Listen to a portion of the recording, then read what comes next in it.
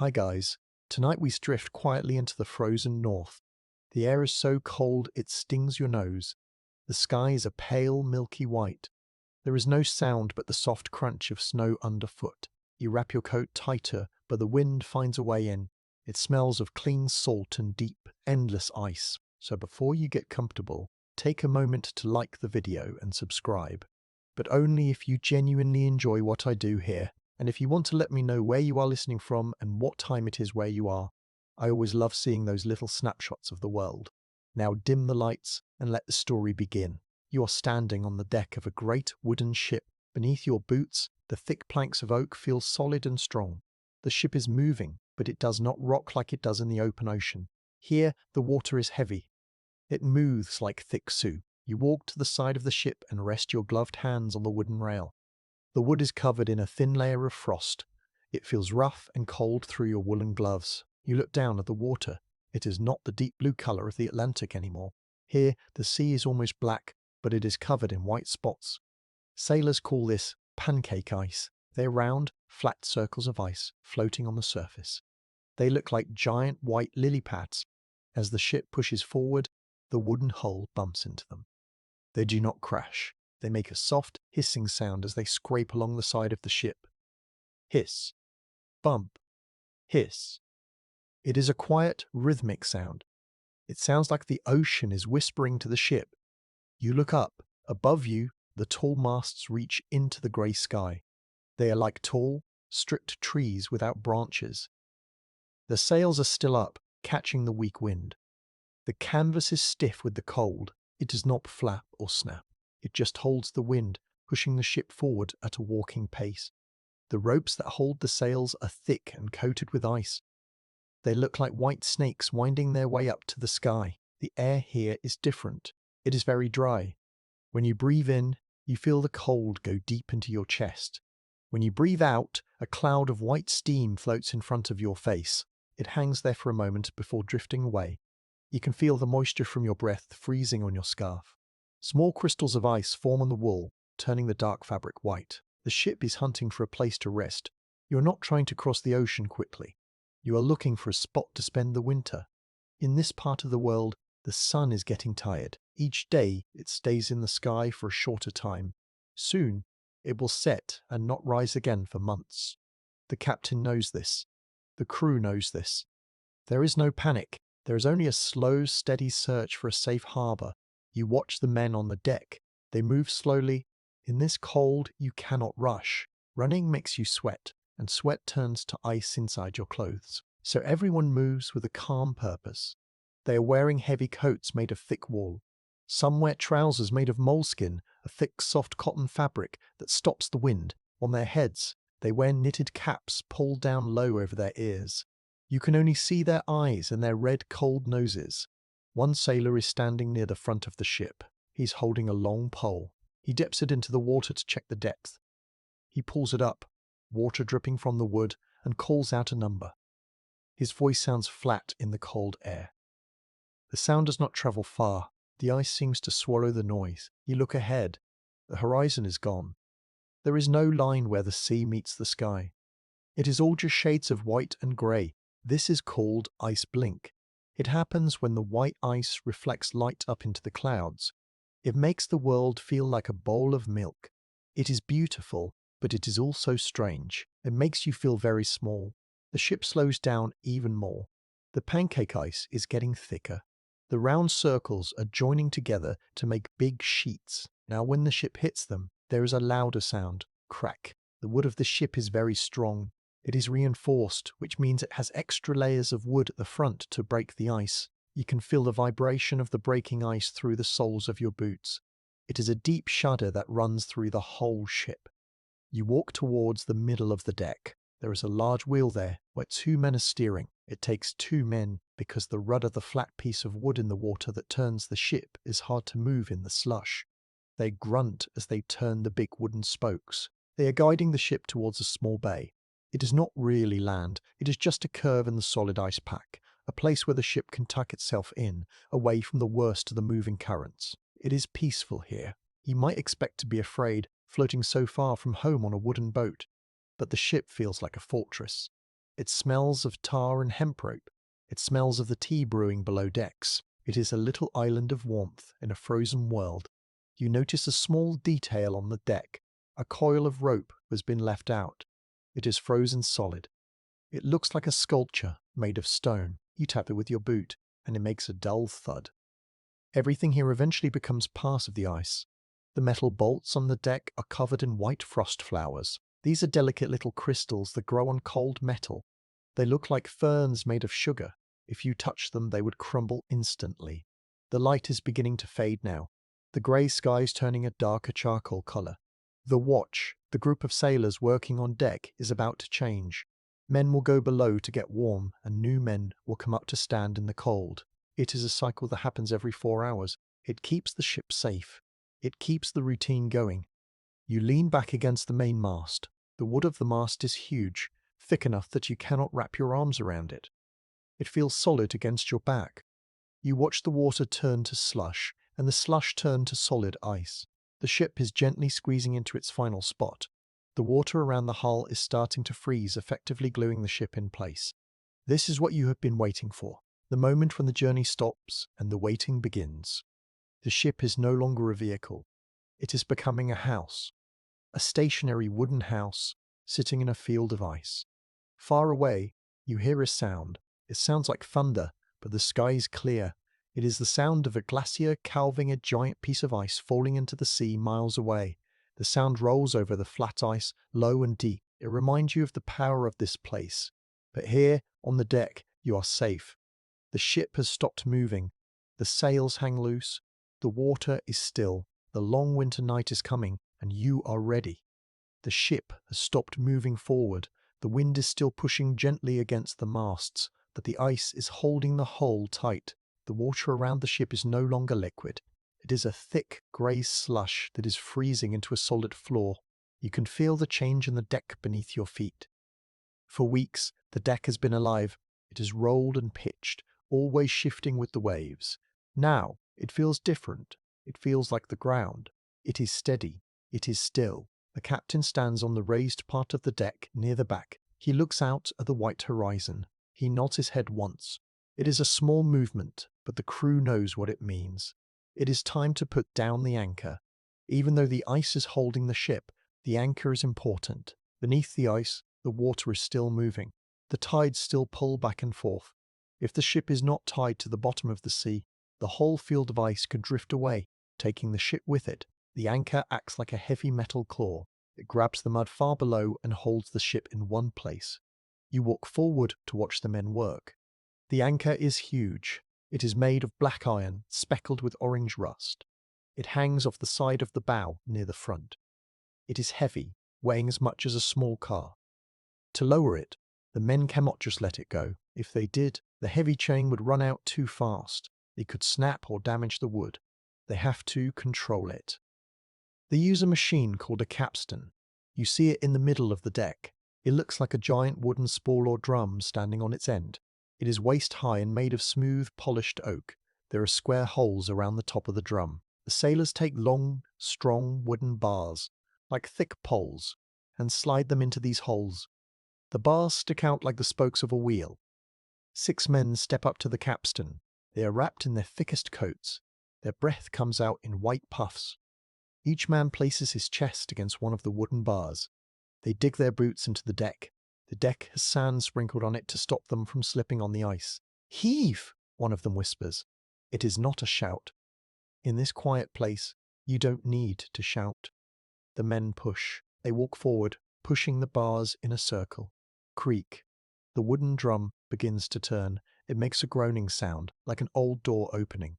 Plick, plick, plick. There is a metal latch at the bottom of the drum that clicks to stop it from spinning back. It is a steady, rhythmic sound. It sounds like a giant clock ticking. As the capstan turns, it feeds the heavy iron chain out of the ship. You move to the side to watch the chain go down. The links of the chain are massive. Each oval link is as big as your head. They are made of solid iron. They are cold, so cold that if you touched them with your bare hand, your skin would stick to the metal. But the men are wearing thick leather mittens. They guide the chain carefully. The chain slides through a metal hole in the side of the ship, called the hawse hole. It makes a deep rumbling noise as it slides out. Rumble, clank, rumble. The sound vibrates through the wood of the deck. You can feel it in the soles of your boots. It is a deep, low shaking sensation. Splash. The heavy anchor breaks through the thin layer of ice on the water. It disappears into the Black Sea, then the chain follows it. You watch the rusty iron links slide down, one by one, into the dark water. Down and down it goes. The water here is not too deep, perhaps only 100 feet. The men keep pushing the capstan bars, walking in their slow circle. They look like they are sleeping while they walk. Their heads are down. They are saving their energy. Suddenly, the chain goes slack. It stops pulling. The anchor has hit the bottom. It has settled into the soft mud of the Arctic Ocean floor. The men stop pushing. They stand up straight and stretch their backs. You can hear the fabric of their coats rustling. They pull the wooden bars out of the capstan and lay them on the deck. The ship is now tethered. It is tied to the earth. You walk over to the chain. It hangs straight down from the ship into the ice. You see a sailor come over with a bucket of water. He pours it over the chain where it touches the deck. In seconds, the water freezes. The ice glues the chain to the wood. It is an extra lock. Everything here is sealed by the cold. The silence that follows is heavy. Before, there was always the sound of water moving past the hull. There was the creak of the rudder steering. Now those sounds are gone. The only sound is the wind whistling softly through the ropes above your head. It is a lonely sound, but it is also peaceful. It means the hard work of sailing is over. You look around the deck. The ship looks different when it is stopped. When a ship is sailing, it feels like a living creature. It leans and bows. Now, it feels like a building. It is flat and level. The horizon is a straight white line. A sailor near you takes off his heavy mitts for a moment to adjust his cap. You see his hands. They are rough and red from the cold and the work. He rubs them together quickly to make heat, then puts the mitts back on. He looks at the horizon, then at the ship. He pats the wooden rail as if he is patting a good horse that has finished a long race. "That's it then," he says softly to no one in particular. "She's set for the night." But the night here means the winter. It means months of darkness. The ship will not lift this anchor again until the spring sun melts the ice. You lean over the side one last time. The hole that the anchor made in the ice is already freezing over. A thin skin of new ice is forming on the black water. It looks like delicate lace. In an hour, it will be solid. In a day, you won't even see where the anchor went down. The Arctic is healing the wound in the ice. It is wrapping the ship in a tight embrace. You take a deep breath. The air smells of snow and damp wood. It is a clean, sharp smell. You feel a sense of calm settle over you. There is nowhere to go. There is no destination to reach. The anxiety of travel is gone. You are exactly where you need to be. You are safe on a strong ship, held by a strong chain, in a quiet white world.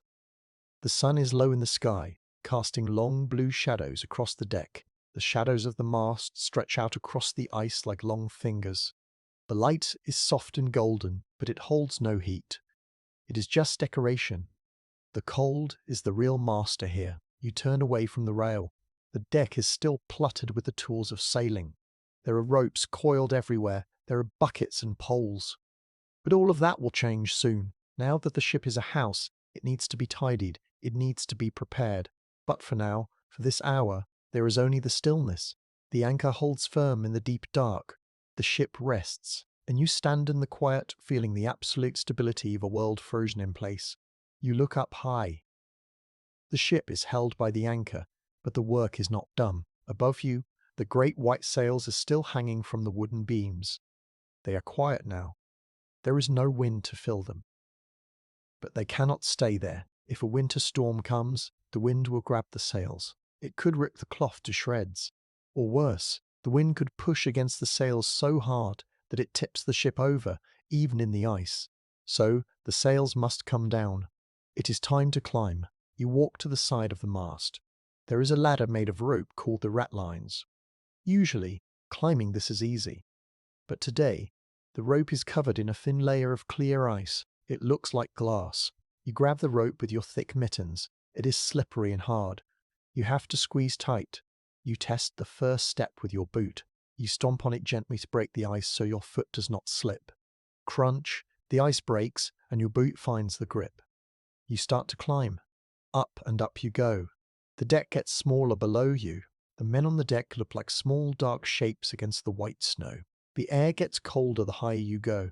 The wind is a little stronger up here. It nips at your ears. You reach the yard. This is the long, horizontal piece of wood that holds the sail. You step onto the foot rope. This is a single rope that hangs below the wood. You stand on the rope and lean your stomach against the wooden beam. You are hanging in the air, 50 feet above the ice, but you do not feel afraid. You are too busy focusing on the job. Next to you, 3 other sailors are doing the same thing. They are lined up along the beam. They look like birds resting on a branch. No one speaks. The wind takes the words away. You just nod to the man next to you. You reach for the sail. This is usually soft cloth. It is made of flax, a strong plant fiber. In the warm summer, it feels like heavy denim jeans. But now, it has changed. The cold has frozen the moisture inside the cloth. The sail is no longer soft. It is hard and stiff. It feels like a sheet of thin metal or wood. You try to grab it, but it will not fold. It stays flat and rigid. Beat it. The sailor next to you yells over the wind. He makes a fist with his heavy mitten and punches the sail. Thump.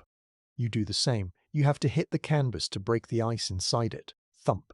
Crackle. You hear the tiny ice crystals shattering inside the weave of the cloth. It takes a lot of effort. You hit the sail, then you fold it a tiny bit, then you hit it again. It is slow work. Your breath comes in short bursts. The cold air burns your throat a little, but the movement keeps you warm. Your arms ache from holding on and hitting the heavy cloth. Slowly, the sail begins to give up. It softens. You bundle it up in your arms. It is heavy, like a dead weight. It smells of old rain and salt. You use short pieces of rope called gaskets to tie the bundled sail to the wood. But today we are not just rolling them up, we are taking them off completely. You undo the knots that hold the sail to the beam. The stiff roll of canvas comes free. Ready below, a man calls out. Ready! Comes a shout from the deck. You lower the heavy roll of canvas down on a rope. It swings gently in the air as it goes down. It looks like a long white cocoon. The men on the deck catch it. They carry it away on their shoulders to store it deep inside the ship. It will stay there, dry and safe, until spring. You do this for a long time. One sail, then another. The top sails, the middle sails, the big main sails at the bottom. One by one, the white clouds of canvas disappear. When the last sail is down, you stay up on the high beam for a moment. You look out at the world. From up here, you can see for miles. You see the endless white fields of ice. You see the jagged ridges where the ice plates have crashed together. It looks like a frozen desert. It is beautiful, but it is empty. There is no movement anywhere. No birds, no bears, just the white ice and the grey sky. You climb back down the ratlines. Your legs feel a bit wobbly when you hit the solid deck again. You stomp your feet to get the feeling back in your toes. You step back and look up at the ship. It looks different now. It looks naked. Without the sails, the ship is just a skeleton of wooden rope. The masts look very thin and tall against the sky. It no longer looks like a machine for travelling. It looks like a collection of bare trees in winter. The ship is stripped down. It has shed its summer clothes. It is ready to sleep. A sailor walks past you carrying a bundle of the frozen canvas. He grunts under the weight. Heavy as lead, he mumbles. You nod. You can still feel the stiffness of the frozen cloth in your fingertips. The deck feels much more open now. The shadows of the sails are gone. There is more light on the wooden planks. The sun is dipping lower, turning the sky a soft purple colour. The work of the day is done. The ship is anchored, and the sails are safe. You are one step closer to being ready for the dark. You rub your hands together. You can smell dinner cooking from the hatch nearby. It smells of boiled beef and onions. The smell makes your stomach rumble, but you stay outside for one more minute. You listen to the wind whistling through the bare ropes. It is a higher, thinner sound now that the sails are gone. It sounds like the ship is singing a high, lonely note, a lullaby for the long sleep ahead. The sails are gone. The masts stand tall and bare. The ship looks different now, but the work is not finished. You look around the deck. It is cluttered. It is messy. There are coils of rope everywhere. There are buckets, blocks of wood, and tools scattered about. It looks like a workshop after a long, busy day. But we are not just tidying up for the night. We are clearing the ground. To survive the winter, we have to build a new structure. We have to turn the ship into a house. And to build a house, you first need a flat, clean foundation. The deck of the ship will be that foundation. "Clear the decks," a voice calls out. It is the bosun. He is the man in charge of the equipment and the crew's work. He is a big man with a thick grey beard that is already frosted with ice. His voice is deep and gravelly, like stones rolling in a barrel. You join a group of sailors near the main mast. The first job is the ropes. There are miles of rope on a ship like this. Some of them are thick, some are thin. Some held the sails, some held the yards. Now, most of them are useless for the winter. You pick up the end of a long rope. It is lying on the deck in a tangle. It is frozen stiff. It does not bend like rope should. It feels like a long, cold metal wire. You have to fight it. You grab it with both hands and twist it into a loop. Crunch. The ice on the rope breaks as you bend it. You make a loop, then another loop, then another. You are coiling it up. It is hard work. The rope bites into your mittens. It is heavy. You work with another sailor. He feeds the rope to you, and you coil it. You find a rhythm. Pull, twist, loop. Pull, twist, loop. Pull, twist, loop. You do not speak. You just work. When the coil is finished, it is a heavy circle of frozen hemp. You lift it onto your shoulder. It weighs as much as a bag of cement. You carry it to hatch the square hole in the deck that leads downstairs. You pass it down to men waiting below. They will store it in a dry room called the cable tier. It will sleep there in the dark until spring returns. You do this again and again. Slowly, the piles of rope disappear. The deck starts to show through. Next, you move the loose objects. There are wooden crates used for sitting or storing small tools. There are buckets for washing the deck. Everything must go. If it is left out, it will be buried in snow. Or worse, it will freeze to the deck and become a stumbling block in the dark. You grab a heavy wooden crate. You drag it across the planks. It makes a loud scraping sound. Scrab-blape. The sound echoes in the quiet air. You push it to the side, near the rail, where it will be out of the way. Then come the shot. These are round iron balls, cannonballs. They are kept in wooden racks along the edge of the deck, but iron gets very cold. It holds the cold. If you touch it, it hurts. So the men pick them up, one by one, and move them below. They are heavy and smooth. The men pass them carefully, hand to hand, like precious eggs. They do not want to drop one on a frozen toe. As the deck clears, you start to see the wood properly. The planks of the deck are made of oak or pine. They are pale yellow, worn smooth by years of boots and weather. They are beautiful. Now that the clutter is gone, the deck looks huge. It looks like a ballroom floor. It stretches from the front of the ship to the back, a long, flat, open space. You take a broom made of stiff birch twigs. You start to sweep. There is a thin layer of snow and ice chips on the wood. Swish, swish. The broom scratches the wood. You sweep the ice dust into the little gutters at the side of the deck. You watch the white dust fall overboard, landing on the dark ice below. The air is getting colder as the sun touches the horizon. You stop for a moment to rest. You can feel the sweat cooling on your back. That is dangerous. You must keep moving. To stay warm, you clap your hands together. Smack, smack. It sends a tingle of blood into your fingers. You look at the scuppers. These are the small holes at the edge of the deck that let rain wash away into the sea. In the ocean, these are important, but here they are a problem. Cold air can come up through them. So the carpenter comes along. He has cut plugs of wood perfectly round. He hammers them into the holes. Bang, bang, bang. The sound is sharp and clear. Now the floor is sealed. No drafts will come up from below. The ship feels different now. When you arrived, it was a machine. It was full of gears and ropes and moving parts. Now it is becoming simple. It is just a long, flat shape. It feels peaceful. The visual noise is gone.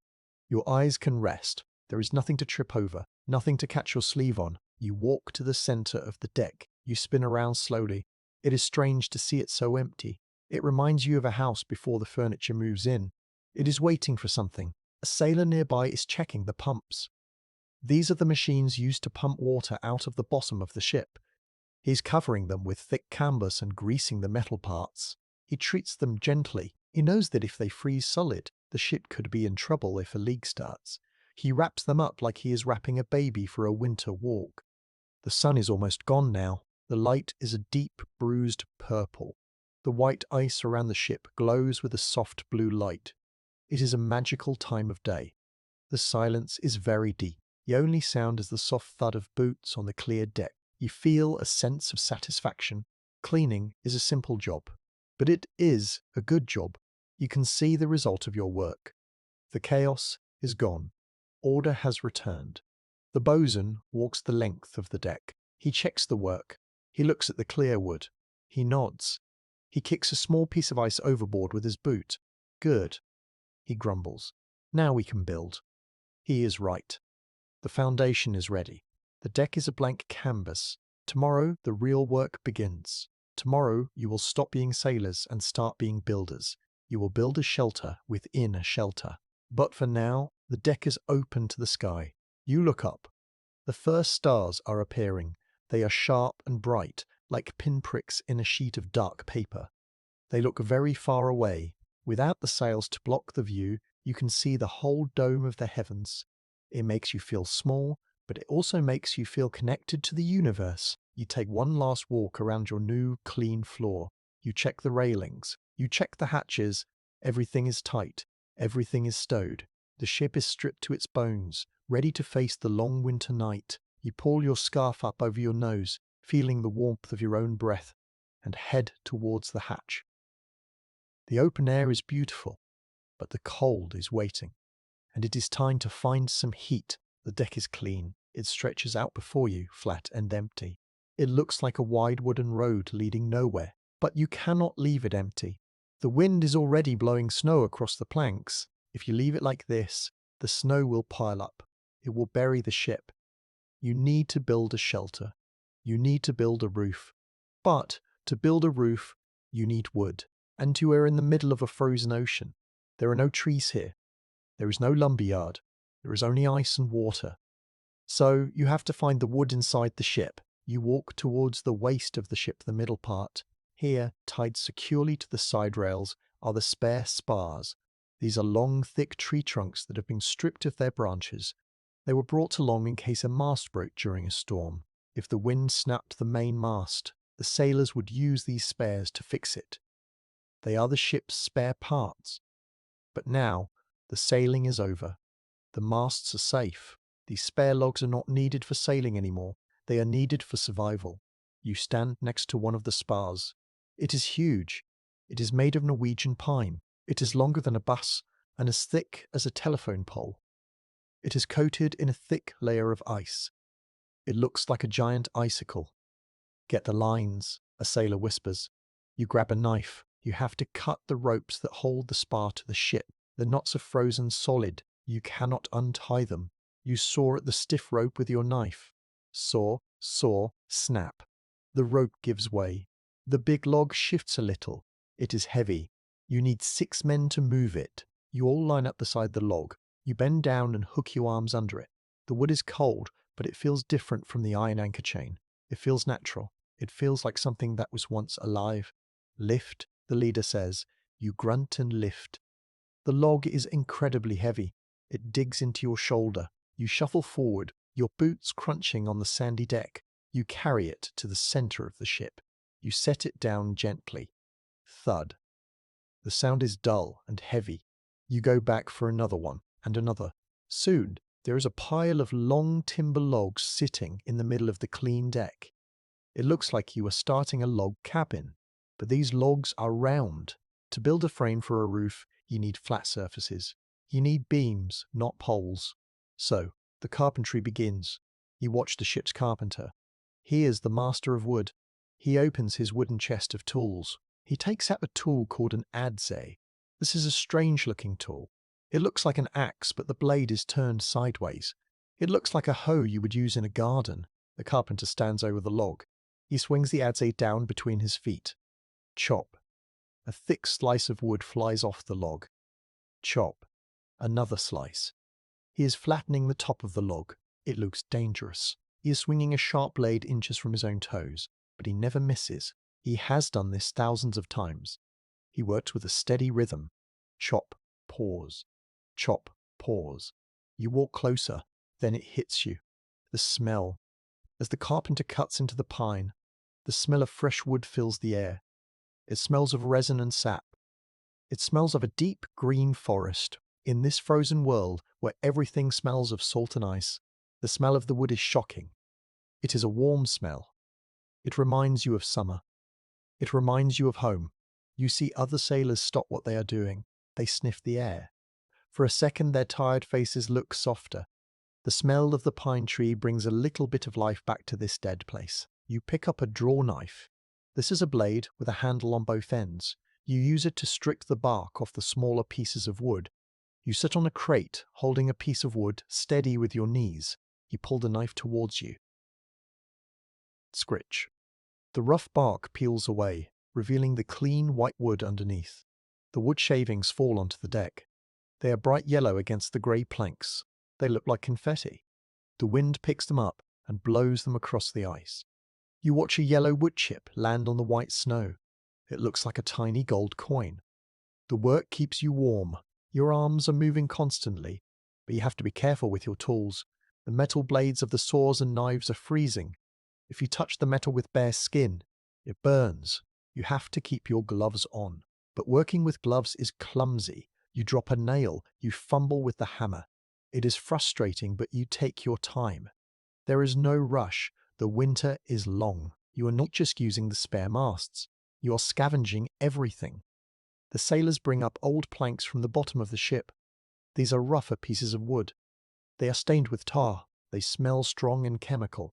These will be used for the smaller parts of the frame. You drag a long plank across the deck. It leaves a trail in the frost. You place it next to the big pine logs. You're organizing the materials. Big logs for the main beam, smaller planks for the sides. The pile of wood grows. It is a messy pile, but to you, it looks beautiful. It represents safety. This wood will stand between you and the storm. The sun has gone now. The twilight is deepening into true night. The carpenter stops his work. He cannot see his blade anymore, and it is too dangerous to work in the dark. He wipes his adze with an oily rag to stop it from rusting. He puts it back in his chest and locks the lid. Click. You stand back and look at the pile. The yellow wood glows in the dim light. The fresh chips of wood cover the deck like a carpet. You kick through them as you walk. They are soft under your boots. The air is getting colder. The temperature drops fast when the sun goes. You can hear the wood of the ship contracting. Pop. Creak. The cold is squeezing the ship. But the wood you have gathered is ready. It has been waiting for this. You feel a sense of readiness. You have the raw materials. You have the tools. You have the strength. Tomorrow, you will raise these heavy beams. You will change the shape of the ship. For now, you pick up a handful of the pine shavings. You hold them to your nose and breathe in deep. The sharp, clean scent of pine fills your head. It clears the smell of the coal smoke and the damp wool. It is a small comfort, but it matters. You put the shavings in your pocket. You want to keep that smell with you when you go down into the crowded, smelly lower deck. You brush the sawdust off your coat. It clings to the wall like snow. You leave the pile of timber where it sits, guarded by the cold. It will not rot. It will not change. It will be waiting for you when the morning watch begins. You walk towards the hatch, your hand touching the rough bark of the logs one last time. They are solid. They are real. And soon, they will be your roof. You step over the high sill of the doorway and begin the climb down, leaving the fresh-smelling deck for the warmth below.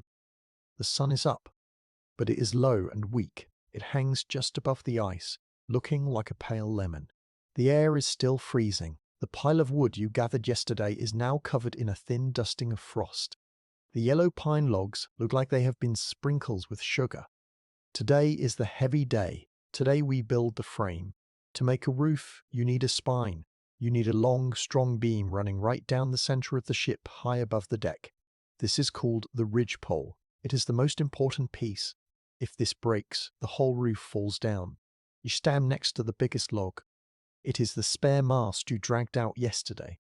It is huge. It is far too heavy for men to lift with just their arms. If you tried, you would break your backs. So, you have to use physics. You have to use the ship's muscles. Rig the tackle, the bosun shouts. You go to the main mast. You are looking for a block and tackle. This is a simple machine. It is 2 wooden blocks with little wheels inside them. You thread a rope through the wheels. When you pull the rope, the wheels turn, and they multiply your strength. 1 man pulling on a tackle can lift as much as 4 men pulling by hand. You hook the top block to a sturdy point high up on the mast. It hangs there, swinging slightly. You pull the bottom block down to the deck. It drags the rope with it. Now you have to tie the log. You use a special knot called a timber hitch. You wrap the rope around the thick log. You loop it back on itself and twist it 3 times. It looks loose and messy, but the magic of this knot is tension. The harder you pull, the tighter it grips the wood. It digs into the bark. It will not slip. Take the strain. You and 5 other men grab the loose end of the rope.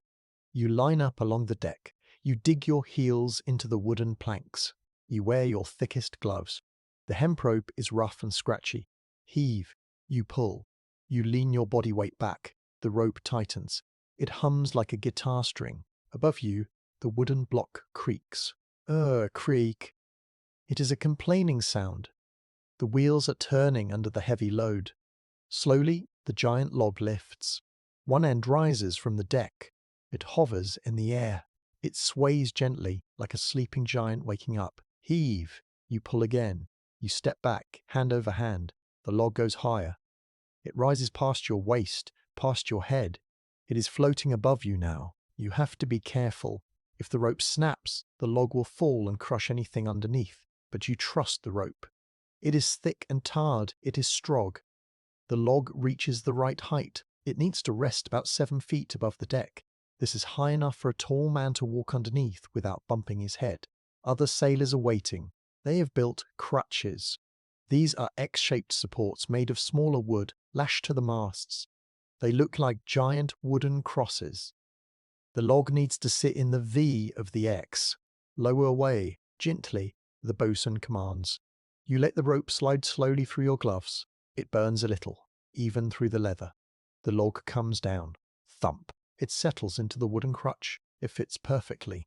The men up high lash it down with thin rope to keep it steady. Now you have a spine. A long straight line of wood runs from the front mast to the back mast. It cuts the sky in half. Next come the ribs. You pick up the planks you prepared yesterday. These are the rafters. 1 end of the plank will rest on the high ridge pole. The other end will rest on the ship's railing. They will slope down like the sides of a tent. You lift a plank. It is much lighter than the log, but still awkward. You pass 1 end up to a sailor sitting on the ridge pole. He grabs it. Got it, he says.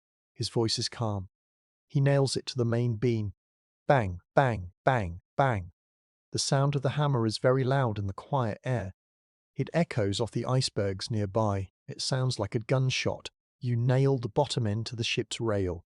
You use big iron spikes. You have to hold the nail carefully. The metal is so cold that if you hit your thumb, it will hurt twice as much as usual. You tap it gently to start, and hit hard to drive it home. The wood grips the iron nail tight. You do this again and again. You are building a skeleton. 1 plank every few feet. The deck starts to look like the inside of a whale. You are standing inside the rib cage. The sun moves across the sky, but you barely notice. You are in a rhythm. Lift, pass, nail. Lift, pass, nail. Lift, pass, nail. The shadows of the new beams fall across the deck. They make stripes on the floor. It feels different immediately. The open feeling of the deck is gone. You are creating an inside space. It feels cozy, even though there is no roof cover yet. Just having the beams overhead makes you feel protected. You stop to wipe your nose. It is running from the cold. You look down the length of the ship. It is an impressive sight. The structure looks strong. It looks like the roof of a barn or a church. It changes the whole shape of the ship. It makes the ship look top-heavy and boxy. It is no longer sleek. But sleek does not keep you warm. Thick walls keep you warm. The carpenter walks around checking the work. He shakes one of the rafters. It does not move. It is solid. He nods. Good bones, he says. He takes a pot of grease and rubs a little bit on the nail heads. This will stop the iron from rusting too quickly in the damp air that will come later. It is a small detail, but on a ship, details save lives. The wind picks up a little. It whistles through the new wooden frame. Oh! It sounds different than when it whistled through the ropes. It sounds deeper. The wood is singing a low note. You lean against one of the upright posts. You are tired. Your shoulders ache from the pulling and the lifting. But it is a good ache. It is the feeling of building something useful. You look up through the gaps in the rafters. You can see the masts rising up even higher, piercing through your new roof frame. They look like trees growing out of a house. It is a strange mixture of ship and cottage. A few snowflakes start to fall. They drift down between the wooden beams. They land on the dark wood of the deck. They do not melt. Cover it up soon, a sailor next to you says, looking at the sky. Before the real snow comes, he's right. The skeleton is done. The bones are in place. But a skeleton cannot stop the wind. You need skin. You need to cover these bones. You gather up the leftover nails. You put them back in the keg. You coil the rope from the block and tackle. You treat the tools with respect. They have served you well today. The light is fading fast. The wooden beams turn into black silhouettes against the dark blue sky. The ship feels smaller now, more contained. You have shrunk your world. You have made it human-sized. You walk towards the hatch. You duck your head under one of the new beams. You didn't have to duck yesterday. You smile. It is a reminder. The roof is here. You are building your winter den. And as you climb down into the warmth, you can still hear the wind testing your new frame, pushing against the wood, finding that it is strong enough to push back. The wooden bones of the roof are finished. They stand tall and yellow against the grey sky. They look like the ribs of a giant whale that has swallowed the ship. But bones do not stop the wind. The wind blows right through the gaps between the planks. The snow drifts easily between the rafters. To make a house, you need walls. You need a skin to cover the bones. Today, the world changes. Today, you will shut out the sky. You stand on the deck. At your feet lies a mountain of cloth. This is not the clean, white canvas of the sails you took down earlier. Those are too precious. Those are for sailing home. This cloth is different. It is old, it is thick, it is stained brown and black. It is called fern knot or heavy felt, an old sailcloth stitched together. It is heavy, rough, and ugly. But here, ugly does not matter. Only warmth matters. You bend down to grab a corner of the cloth. It is freezing cold. It feels like stiff cardboard. You cannot just pick it up with your fingers. You have to grab a handful of it and squeeze. Heave it up. You and 3 other men lift the heavy roll. You carry it to the side of the new wooden frame. You have to get this heavy carpet of fabric up onto the roof beams. You climb up onto the ship's rail. You balance there. Boots gripping the icy wood. You push the roll of canvas up onto the sloping rafters. It does not want to move. The friction of the rough cloth against the rough wood acts like a brake. You have to push hard. You grunt with the effort. Shove. It slides a few inches. Shove. It slides again. Slowly you unroll it. You drag the heavy fabric over the wooden ribs. As you pull it, the sky begins to disappear. 1 minute, you can see the clouds. The next minute, there is only the dark stained weave of the canvas. It is like pulling a blanket over your head in bed. You work your way down the length of the ship. You cover the front. You cover the middle. You cover the back. The bright daylight is cut off. The deck, which was bathed in weak winter sunlight just moments ago, is plunged into shadow. It feels strange. Your eyes have to adjust to the dim light. It feels like walking into a cave, but just laying the cloth on top is not enough. The Arctic wind is a thief. It will try to steal your roof. If the wind gets under the canvas, it will inflate like a balloon and rip it away. You have to tie it down. You have to sew it to the ship. You sit on one of the wooden beams, high up near the ridge. You have a special tool in your hand. It is called a palm. It is a piece of thick leather that straps around your hand. In the middle of the palm, There is a small metal cup with dents in it. You use this to push the needle. The needle is not like a sewing needle for clothes. It is a triangular spike of steel, 3 inches long. You take a length of marline.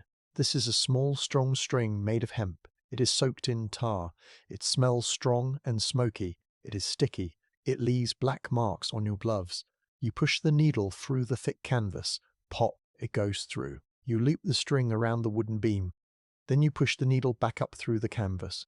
You are sewing the roof to the rafters. It is slow, repetitive work. Push, pull, loop. Push, pull, loop. Your arm gets tired. The muscles in your hand ache from squeezing the needle, but you do not stop. Every stitch is a lock against the wind. Every knot is a promise of safety. As you work, you notice the smell. The canvas has been treated to make it waterproof. It is painted with a mixture of tar and oil. The smell is thick and heavy. It fills your nose. It tastes slightly bitter in the back of your throat. But it is a good smell. It is the smell of a watertight seal. You look closely at the canvas. You can see the weave of the threads. They are tight and swollen with the oil. When snow falls on this, it will not soak in. It will sit on top or slide off. This roof will not leak. Down on the deck below you, other men are sealing the sides. They are hanging curtains of canvas from the edge of the roof down to the ship's rail. They are closing the gaps.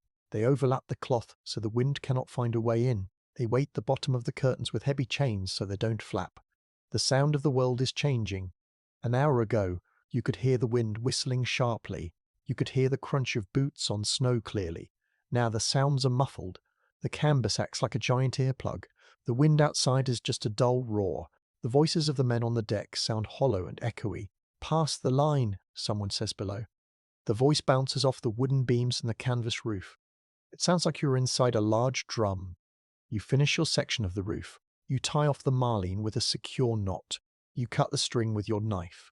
You slide down the wooden pillar to the deck. You stand up and look around. The transformation is complete. The ship is gone. The open deck is gone. You are standing inside a long, dark tunnel. It looks like a long hall. It is dim in here. The only light comes from a few small windows cut into the canvas, covered with glass or sometimes just thick oiled paper. The light is grey and fuzzy. You cannot see the horizon anymore. You cannot see the ice. You are contained. The temperature is already different. Outside, the wind strips the heat from your body in seconds. In here, the air is still. It is cold, yes, but it is dead air. It does not bite. You can take your scarf down from your face. You can breathe easily. You walk down the length of the new room. It is huge. It covers the whole top of the ship. It is big enough to play football in, though the masts get in the way. It feels secret. It feels private. You walk to the wall, the canvas curtain. You lift the edge of the heavy cloth and peek outside. The contrast is shocking. Outside, the world is bright white and fiercely cold. The wind hits your face immediately. You drop the curtain. Flap. The cold is shut out again. You are back in the brownish gloom of the upper deck. This is no longer a ship's deck. It has a new name. The sailors call it the housing. It is the attic of your winter home. It is a space for storage, for exercise, and for keeping the worst of the weather away from the living quarters downstairs. You see a sailor walking towards you. He is carrying a broom. He smiles. "Like a church, isn't it?" he says softly. He is right. The high wooden arches, the dim light, the quiet hush. It feels like a sanctuary. You look up at the roof you just built. You can see the rows of stitches you made. They look like little black scars against the brown cloth. They are holding strong. The canvas ripples slightly as the wind pushes it from the outside. Whump, whump. It breathes like a living skin, but it holds. The tar smell is settling. It is becoming the background scent of your life. You don't mind it. It covers up the smell of damp wall and unwashed bodies. You take a deep breath of the still air. You feel a sense of relief. The ship is sealed. The box is closed. The open ocean, the endless horizon, the biting wind, they're all outside now. You are inside. For the first time since you left home months ago, you are indoors. It is a strange, wonderful feeling to be separated from the elements by a wall, even if that wall is just a layer of dirty canvas. You are safe. You are covered. And now You are ready for the snow. You are standing inside the long wooden tunnel you built yesterday. It is dark. The brown canvas roof blocks out the sky. It feels like you are standing inside a giant drum. You are listening. At first you hear nothing. The wind has died down. The groaning of the ice has stopped. But then you hear a new sound. It is very soft. It sounds like sand being sprinkled on paper. Shh. Tit. Shh. It is coming from above your head. It is coming from the roof. It is the snow. The real snow. You walk to the side of the deck where the canvas curtain hangs down. You lift the heavy flap of cloth and step out onto the narrow strip of open deck near the rail. The world has vanished. The horizon is gone. The black ice is gone. There is only white. The air is filled with falling snow. The flakes are huge. They are not like the small wet snowflakes you see at home. These are big dry feathers of ice. They float down slowly, drifting in the still air. They land on your sleeve. They do not melt. They sit there perfect and intricate stars until you brush them away. You look up at the ship's new roof. The ugly brown canvas is disappearing. It is being painted white. The snow is settling in the ridges between the ropes. It is filling the hollows. The sharp angles of the wooden frame are softening. The ship is losing its shape. It is becoming a round white hill. This is exactly what the captain wants. Back home, snow on a roof can be a problem. It is heavy. It can make a roof collapse. But here, snow's a friend. Snow is a tool. You see, snow is not just frozen water, it is mostly air. When the snowflakes pile up, they trap millions of tiny pockets of air between them. Air is a very bad conductor of heat. That means heat has a hard time moving through it. So, a thick layer of snow acts like a thick woolen blanket. It keeps the cold out and it keeps the warmth in. The sailors know this. They are not waiting for the snow to do the work alone. They are helping it. You look over the rail down to the ice. A group of men is working down there. They are holding wooden shovels. They're digging into the fresh snow on the ice. They lift the snow and throw it against the side of the ship. Thump. A shovel load of snow hits the black wood of the hull. Thump. Another one. They are building a wall of snow. They are packing it tight against the ship's timber. They want to cover the wood completely. They want the ship to be buried in a snowbank up to the deck. This is called banking. It is a simple idea. The water outside is freezing. The air outside is freezing. If the bare wood of the ship touches the freezing air, the cold will travel right through the wood and into your bedroom. But if you cover the wood with 3 feet of snow, the cold cannot get through. The snow protects the wood. You watch them work. It is quiet work. The snow dampens sound. It absorbs noise. The men do not talk. They just dig and throw. The white wall rises higher and higher. It creeps up the side of the ship like a rising tide. You go back inside the covered deck. You drop the canvas curtain behind you. You can feel the difference already. Yesterday this space was drafty. The wind pushed through the tiny holes in the canvas stitches. Today those holes are plugged. The snow has filled every gap. The roof is sealed. The light inside has changed too. The grey gloom has become softer. The layer of snow on the roof diffuses the light. It spreads it out evenly. It is a milky, ghostly light. It is peaceful. It feels like you are inside an igloo. You walk to the center of the deck. You take off your heavy mittens. You breathe out. You can still see your breath, but the cloud is smaller. It is not as sharp. The temperature has risen a few degrees. It is still freezing, but it is not deadly. This upper deck is now a buffer zone. It is a middle ground between the brutal cold outside and the warm living quarters downstairs. A sailor is walking towards you. He is carrying a broom. His job is to sweep the paths. Even though you are under a roof, frost still forms on the deck. He sweeps a clear path down the middle of the planks so people don't slip. He stops and looks up at the ceiling. He taps the canvas with his broom handle. It makes a dull, muffled thud. "Getting thick up there," he says. You nod. You can tell by the sound it sounds solid. The flimsy tent has become a thick shell. You notice something else. The silence. The snow has wrapped the ship in a layer of silence. The creaks and groans of the wooden beams are quieter now. The footsteps on the deck are softer. It feels like the whole world has been put to sleep. You walk over to the main hatchway. This is the square hole in the floor that leads downstairs. It has a wooden cover called a companionway. It looks like a little doghouse sitting on the deck. The men are heaping snow on top of this too. They leave only the door clear. Every part of the ship that sticks out is being wrapped in white. You touch the wood of the hatch. It is cold, but it is dry. The snow keeps the wind away, so the wood does not get that icy glaze on it. This is the secret of survival in the north. You do not fight the environment, you use it. The ice holds the ship steady, the snow keeps the ship warm. You are turning the ship into a part of the landscape. If a bear walked past the ship tomorrow, it might not even see a ship.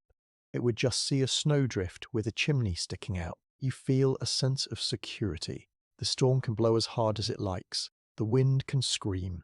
But you are inside a snow fort. You are hidden.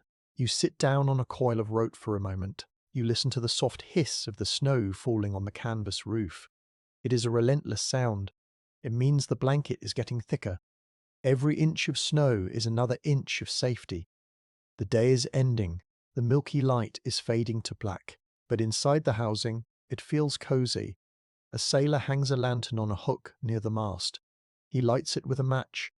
The flame flickers, casting long shadows. The yellow light reflects off the canvas walls. It looks warm. You are no longer on a ship at sea. You are in a cabin in the woods. You are in a burrow. The transformation is complete. The roof is up. The walls are sealed. The snow has done its work.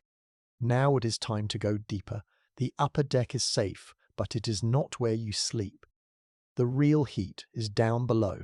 You stand up, brush the dust from your trousers, and head for the ladder. The cold is behind you. The warmth is waiting. You put your hand on the smooth wooden rail of the stairs and begin your descent into the heart of the ship. You are standing at the top of the ladder. Behind you, the covered upper deck is dim and grey. It is filled with the soft white light of the snow. The air there is cool and fresh, but in front of you there is a square hole in the floor. It is dark black. It looks like a deep well. This is the main hatchway. It is the mouth of the ship. It is the only way down into the belly of the wooden beast. You place your hand on the railing. The wood is mahogany. It is different from the rough pine you used to build the roof. This wood is dark, red, and expensive. It is polished smooth. Thousands of hands have touched this rail. It feels oily and warm under your palm. It does not have the bite of the frost anymore. You turn around. To go down a ship's ladder, you have to go backwards. You cannot walk down like you do on stairs at home. These steps are too steep. They are almost vertical. If you tried to walk forward, you would tumble. So you turn your back to the hole, grab the side rails, and test the first step with your boot. You take a step down. Immediately, the world changes. Your head dips below the level of the upper deck. The sounds of the wind and the scratching snow vanish completely. You are entering a different climate zone. You take another step. Creak. The wooden stairs complain under your weight. They are old. They have known the boots of many sailors. As you lower yourself deeper, you feel the heat rising up to meet you. It is not a gentle warmth. It is a thick, solid wave of heat. It hits your legs first, then your waist, then your face. It feels like opening the door of an oven, but the oven is full of damp towels. The air here is heavy. Up on the deck, the air was thin and sharp. It made your nose tingle. Down here, the air has weight. You have to push your way through it. It sits in your lungs. And then comes the smell. It is a smell you will never forget. It is the smell of the below decks. It is a mixture of many things. You smell the coal smoke from the stove. It is a dusty, sharp smell. You smell the oil from the lamps. It is a heavy, greasy scent. You smell damp wool drying in the heat. It smells like a wet dog. And underneath it all, you smell the vinegar. The sailors use vinegar to clean everything. They scrub the floors and the walls with it to keep the sickness away. It cuts through the other smells, sharp and sour. It is not a bad smell, really. It is the smell of life. It is the smell of survival. After the clean, empty sterility of the ice, this smell tells you that people are here. You reach the bottom of the ladder. Your heavy boots hit the floorboards with a solid thud. You turn around. You are now on the lower deck. This is the living space. In a warship, this is where the cannons would be. But this is an exploration ship. There are no cannons here. There are only people. The first thing you notice is the ceiling. It is very low. You are a tall person, and you have to duck your head slightly. Heavy wooden beams run across the ceiling every few feet. They are painted white, but the paint is peeling a little. If you stand up straight, your hair brushes against the wood. You feel like a giant in a dollhouse. You learn to walk with a stoop. You hunch your shoulders. It becomes a habit. Even when you go back home to a normal house, you will probably still duck when you walk through a door. It is dark down here. There are no windows. The ship is buried in snow, remember? Even if there were glass portholes in the side of the ship, they would be covered by the thick white wall outside. The only light comes from the lamps hanging from the beams. We will look at those later. For now, you just see pools of yellow light and deep dark shadows in the corners. You are wearing your heavy outdoor clothes. You are wearing a thick coat, a scarf, a hat, and big gloves. Suddenly, you feel too hot. The heat of the lower deck is trapping you. You start to sweat. You need to get these layers off. You walk to a wooden bench along the wall. You sit down. It feels good to sit on something that isn't frozen. You pull off your thick leather mittens. You lay them on the bench. They are stiff, shaped like claws. You begin to unbutton your coat. The buttons are large and made of bone. Your fingers are clumsy as they fumble with the fastenings. Finally, the coat falls open. You shrug it off your shoulders. The relief is instant. The heavy weight slides off you. You feel light. You feel free. You hang the coat on a wooden peg on the wall. It joins a row of other coats. They look like headless ghosts hanging in a row. They are all dark blue or grey. They are all damp.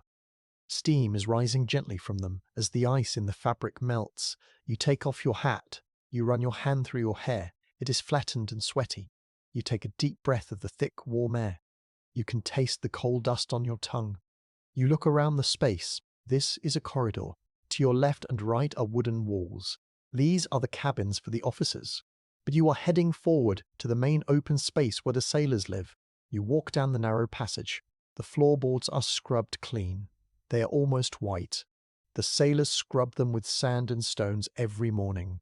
They are obsessed with cleanliness. In a small space, dirt is the enemy. You pass a door. It is open, a crack. You peek inside. It is tiny. It is a cupboard with a bed in it. This is the captain's cabin. It looks comfortable, but very small. There is a desk, a chair, and a bunk. That's it. Even the boss has to live in a box. You keep walking. The floor slopes slightly. The ship is never perfectly flat, even in the ice. You have to adjust your balance. You reach the end of the corridor. You step through an open doorway. Now you are in the main room. This is the mess deck. This is the heart of the ship. It is a wide open area. Well, as open as a ship can be. A large table sits in the middle. Benches run along the sides. It is quiet right now. Most of the men are asleep or reading. But you can feel the presence of the crew. You can hear the soft sounds of living. You hear a page turning in a book. Rustle. You hear someone coughing softly in the corner. Cough. You hear the rhythmic breathing of sleeping men. It feels intimate. Up on the ice, you are a tiny speck in a giant white desert. Here, you are part of the pack. You are close to everyone. You cannot hide here. If you stretch out your arm, you can touch the wall. If you stretch out the other arm, you can touch a friend. This proximity, this closeness, is what keeps you sane. It is also what keeps you warm. The body heat of 50 men helps to heat the ship. You are all radiators. You walk over to a wooden box sitting on the floor. It is a sea chest. Every sailor has one. It is made of oak with black iron handles. It is your only private space. Inside, you keep your spare shirt, your tobacco, your letters from home, and maybe a carved piece of whalebone. You sit on the chest. The wood is smooth and cool. You lean your back against the ship's hull. You press your ear against the thick wooden wall. Listen. Outside, only a few feet away, is the crushing ice. If you listen very carefully, you can hear it. It sounds like a low groan. Sometimes it sounds like a pistol shot crack as the ice shifts. But the sound is muffled. It feels far away. Between you and that deadly cold is a foot of oak, a layer of cork, and a wall of snow. You are safe in the burrow. You close your eyes for a moment. The darkness behind your eyelids is red and warm. The transition is complete. You have left the white world of the sky and entered the brown world of the ship. It feels like a cave. It feels like a womb. It is timeless down here. Without the sun, there is no day or night. There is only the watch. There is only the time to work and the time to sleep. You open your eyes. The yellow light from the lamp swings gently, even though the ship is still. It is a trick of the eye, or maybe a memory of the motion of the sea. You are home. This crowded, smelly, low-ceilinged room is your entire universe for the next 6 months. You settle in. You let your breathing slow down to match the rhythm of the room. You are part of the ship now. And in the center of the room, something is glowing, something that draws your eye, the source of the heat, the iron heart of the ship. You are standing in the middle of the lower deck. The air here is thick and warm. You look for the source of this heat. You find it right in the center of the room. It is the stove. It is a large, heavy box made of black iron. It sits on a square sheet of metal to protect the wooden floor from stray sparks. It looks solid and immovable, like a small fortress. This is the only thing standing between you and the freezing death outside. It is the sun of your little world. You walk closer to it. You can feel the heat radiating from the metal. It hits your face like a physical wave. It feels good. It melts the last of the frost from your eyebrows. The stove is simple. It has a heavy iron door on the front. Through the small gaps in the door you can see a glow. It is a deep, angry orange color. It is the fire burning inside. You watch as a sailor tends to the fire. He opens the iron door with a hook clang. The sound of metal hitting metal rings out. A blast of brighter light floods the room. You see the bed of coals inside. They are burning hot, turning from black rocks into glowing red jewels. The sailor picks up a scuttle of metal bucket, shaped like a scoop. It is full of coal. He pours a fresh stream of black lumps into the mouth of the stove. Rattle, crash, hiss. The coal hits the fire. Sparks fly up. Then he slams the door shut. Bang. He adjusts a small sliding vent on the front. This controls the air. Fire needs air to breathe, just like you do. If you give it too much air, it burns too fast. If you give it too little, it dies. He finds the perfect balance. You hear the fire catch. It makes a low roaring sound. Whoosh! It sounds like a beast breathing inside a cage. You look at the top of the stove. There is a wide, flat surface. A large copper kettle sits there. It is always there. It is filled with snow that has been brought down from the deck. The heat of the stove melts the snow into water. You can see a wisp of white steam curling out of the kettle's spout. It adds a little bit of moisture to the dry air. Rising from the back of the stove is a long metal pipe. This is the funnel, or the chimney. It is made of copper, which turns a dull brown color in the heat. It goes straight up. It goes through the ceiling, through the upper deck, and out through the canvas roof into the snow. It carries the poisonous smoke away. You reach out your hand towards the pipe. You do not touch it. You know better. That copper is hot enough to burn your skin instantly, but you hold your palm near it. You can feel the heat traveling up the pipe. It is like a hot vein carrying blood through the ship. Around the stove, the sailors have built a frame. It is a simple wooden rack. Lines of rope are strung across it. Hanging from these lines are clothes. This is the laundry of the ship. You see thick woolen socks, heavy trousers, and damp mittens. They are all hanging there to dry. They are steaming. The heat from the stove pushes the water out of the fabric. The room is filled with a misty haze of evaporating water. It smells of wet wool. It is a homely smell, like a wet dog drying by a fireplace on a rainy Sunday. The stove is more than just a heater. It is the social center. It is the town square. You see 3 men standing around it. They are not working. They are just standing. They have their backs to the stove, their hands clasped behind them. They are soaking up the warmth. They are talking quietly. Drafty up top today, one whispers. "Aye," says another, "winds from the north." They speak slowly. There is no rush. The stove pulls people together. In the cold corners of the ship, you are alone. But here, in the circle of heat, you are part of the group. You notice something on the floor near the stove. It is a cat. The ship's cat. It is a black and white creature, curled up in a tight ball on the metal tray. It is asleep. Its ear twitches as the coal shifts inside the stove. The cat knows where the best spot is. It is perfectly happy. You watch the iron of the stove. As it gets hotter, the black metal seems to change. In the dim lights, it looks almost purple. It is expanding. Every now and then, the metal makes a sound. Ting. It is a high, clear note. It is the sound of the iron stretching in the heat. This stove is a marvel of engineering. It is designed to burn slowly. We have a lot of coal in the hold, but we do not have an infinite amount. We have to make it last all winter, so the fire is kept low and steady. It is never a roaring bonfire. It is a controlled smolder. The warmth makes you feel sleepy.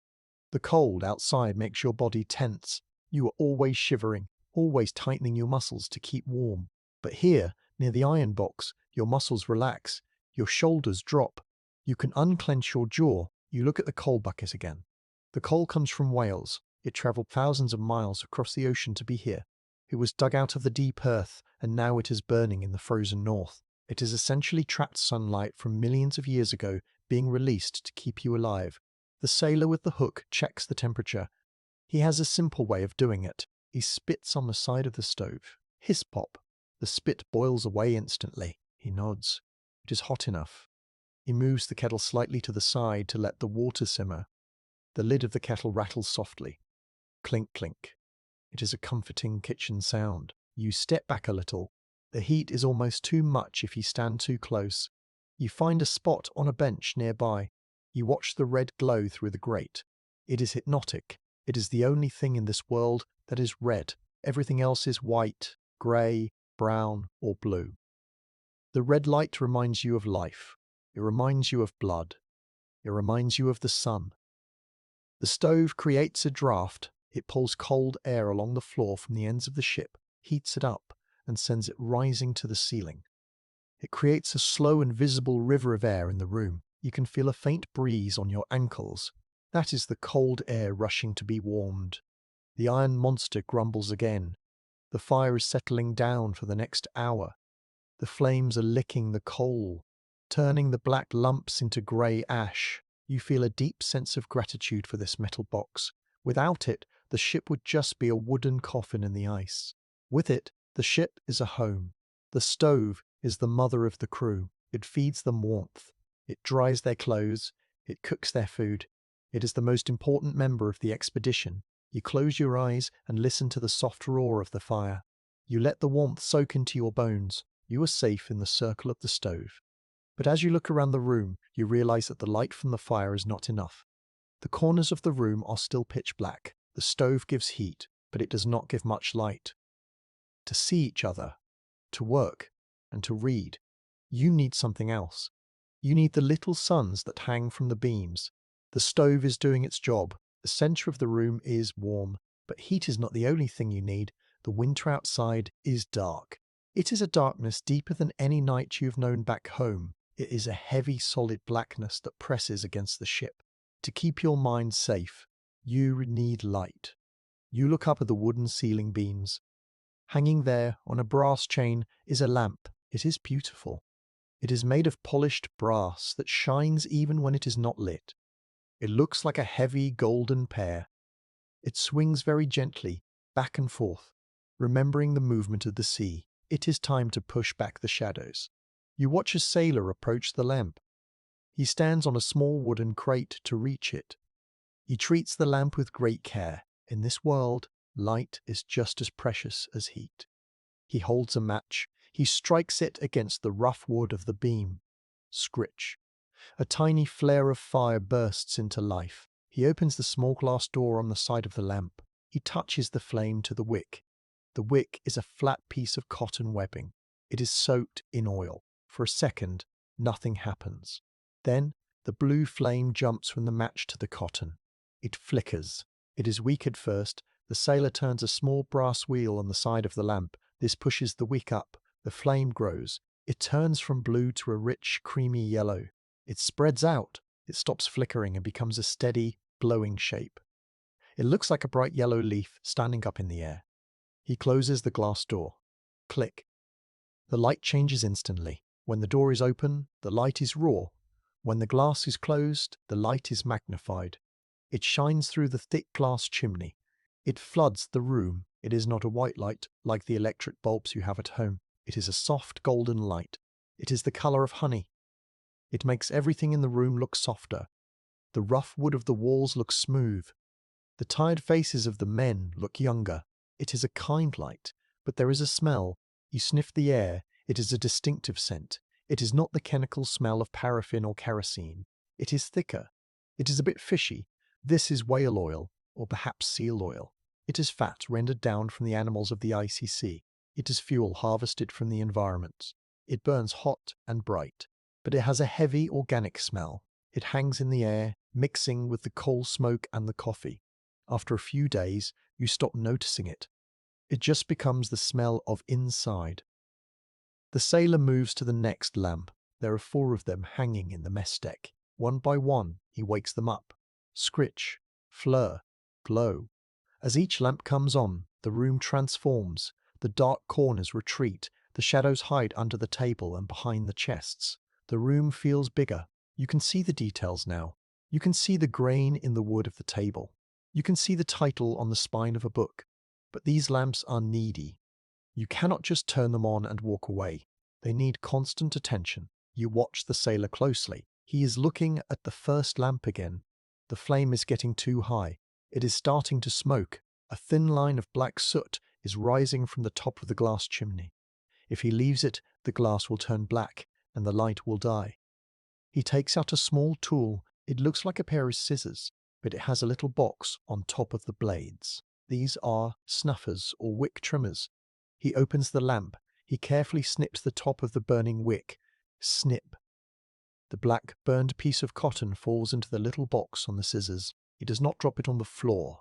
He does not burn his fingers. It is a precise surgery. The flame settles down. It burns clean and bright again. The smoke stops. This is a ritual. Every hour someone must check the lamps. They must trim the wicks. They must wipe the glass clean with a rag. If the glass gets dirty, the light gets dim. And if the light gets dim, the mood of the ship drops. The men get sad. They get quiet. So the lamp trimmer is an important job. He is the guardian of the cheerfulness. You sit at the table directly under one of the lamps. The pool of light falls on the wood in front of you. It feels intimate. The rest of the ship is in semi-darkness, but here, in this circle of yellow glow, you can see perfectly. You watch the dust motes dancing in the light. They swirl around the heat of the lamp. They look like tiny gold stars. The lamp makes a sound too. It is very quiet, but if you listen, you can hear it. It is a soft purring noise. It is the sound of the oil being drawn up the wick and turned into gas. It is a soothing white noise. Under the lamps, the life of the ship continues. You see a man mending a sock. He holds the needle close to the light to thread it. He squints, his face bathed in gold. You see 2 men playing checkers. The shadows of their hands move across the board like giant spiders. The light creates warmth in your mind. Outside, the world is a monochrome of grey and white. It is cold and indifferent. Inside, the world is painted in shades of amber, copper, and gold. It feels human. You look at the glass chimney of the lamp. It is hot. The heat ripples the air above it. This heat helps warm the room too. Every bit of energy is used. Sometimes the ship shifts in the ice. The floor tilts just a tiny bit. The lamps react. They swing on their chains. The shadows in the room sway back and forth. It makes the room feel like it is breathing. It can make you feel a little dizzy, but it passes. The lamps always find their center again. Gravity pulls them straight. You think about the fuel tank inside the lamp. It is full of yellow oil. It is amazing to think that this liquid was once swimming in the ocean. Now, it is burning to let you read a book. It is a cycle. The life of the ocean is keeping the life of the sailors going. The sailor finishes his round. All 4 lamps are burning perfectly. The room is filled with a steady, buttery light. He puts his trimmers back in his pocket. He looks satisfied. He has pushed the night back for another few hours. You lean back on the bench. You watch the flame. It is captivating. It is alive. It dances and bows. It is a small piece of the sun that you have brought down into the dark. But as you look at the walls, you notice something. The light is bright, but it is also revealing something wet. The walls are shiny. There is moisture collecting on the wood. The heat from the stove and the lamps is fighting the cold from outside, and that battle is creating water. The ship is starting to sweat. You are sitting on the bench, enjoying the warmth of the stove and the golden light of the lamps. It feels comfortable. It feels dry. But then, you lean back. You rest your head against the wooden wall of the ship's hull. Splosh. You sit up quickly. You feel something cold and wet on your neck. You reach back and touch the wood. Your hand comes away wet. You look at your fingers. They are shiny with water. You look closely at the wall. The wood is not dry. It is glistening. It looks like it has been varnished, but it is moving. Thousands of tiny beads of water are clinging to the planks. As you watch, two beads join together. They become heavy. They slide down the wall, leaving a little trail behind them.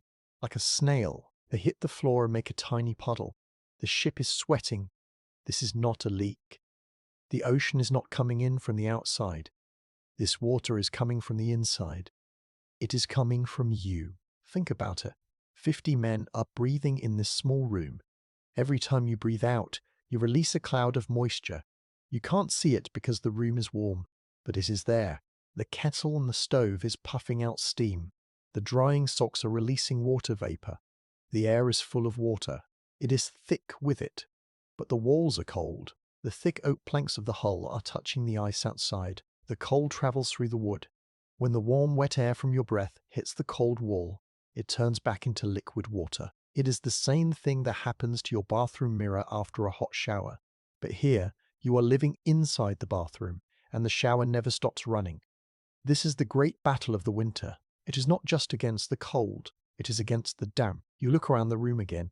Now that you know what to look for, you see it everywhere.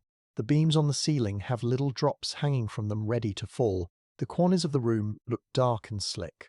But the worst spots are the bolts. The ship is held together with iron. Huge iron bolts pass right through the thick timber walls. They connect the inside of the ship to the outside water. Wood is a good insulator. It resists the cold. But iron is a conductor. It loves the cold. It carries the freezing temperature from the outside straight into the room, like a wire carrying electricity. You stand up and walk to one of these bolts. It is a large, round piece of iron, as big as an apple, sticking out of the wall. It looks strange. The rest of the room is warm, but this bolt looks like it belongs in a freezer. It is not just wet, it is white.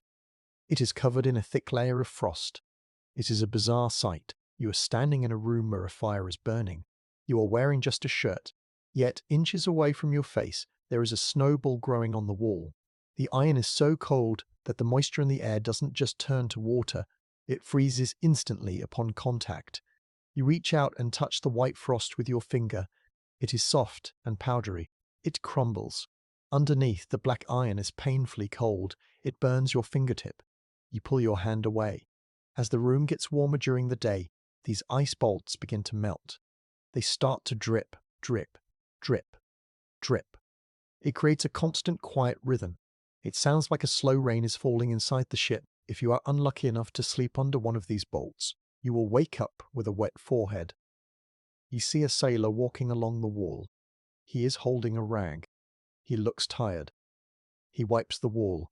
Swish, swish. He soaks up the water. He wrings the rag out into a bucket. Splash. The water is grey and dirty. Then he wipes the next section. He wipes the iron bolt. The frost disappears, leaving wet black metal. But before he has even moved 3 feet, the frost starts to grow again. A thin white film appears on the iron. Then it gets fluffy. Within an hour, the snowball will be back. It is a battle that cannot be won. You can only fight it to a draw. This dampness is dangerous. It gets into everything. You walk over to your sea chest. You open the heavy wooden lid to check your things. You pick up a spare shirt. It feels heavy. It feels clammy. It is not soaking wet, but it is not dry. It feels like clothes that have been left out on a clothesline on a misty morning. You check your bedding. The woolen blanket feels the same. When you climb into your hammock at night, the sheets feel cold and damp against your skin. You have to use your own body heat to dry them out before you can sleep. The damp makes the air smell different too. It brings out the smell of the wood, but it also brings the smell of mold. If the water sits for too long in the dark corners, things start to grow. Green and black spots appear on the leather boots. White fuzz grows on the side of the sea chests. The crew has to be vigilant. They are constantly cleaning, scraping and scrubbing with vinegar to keep the mold away. You watch another drop of water fall from the ceiling. It lands on the table near a book. A sailor quickly wipes it away with his sleeve. He doesn't even look up. It has become a normal part of life. You live in a dripping cave. The captain hates the damp. He knows that a wet crew is a sick crew. Wet clothes suck the heat out of your body. Wet lungs get sick easily. So he orders the stove to be kept hot. He orders the ventilation to be opened, even if it lets in the cold. You need fresh, dry air to flush out the wet, stale air. It is a balancing act. If you have too much fresh air, you freeze. If you have too little, you rot. You look at the floorboards. In the corners where the walls meet the floor, there are little puddles. The ship is designed to let water run down into the bottom, into the bilge, where it can be pumped out. But sometimes it gets stuck. It sits there, dark and stagnant. You feel a shiver. It is not from the cold air, but from the feeling of wetness. It feels like you are living inside a giant lung. The ship is breathing, and the walls are alive with moisture. You see a man trying to dry a piece of paper. He holds it near the stove. The paper is limp and soft. As it warms up, it curls and becomes crisp again. He sighs and puts it inside a tin box to keep it dry. Metal boxes are the only safe places for precious things. You sit back down on the bench, but this time you pull it a few inches away from the wall. You don't want the sweat soaking into your jacket. You look at the iron bolt again. The frost has returned. It is beautiful, in a way. It looks like a sugar decoration on a cake. It sparkles in the lamplight.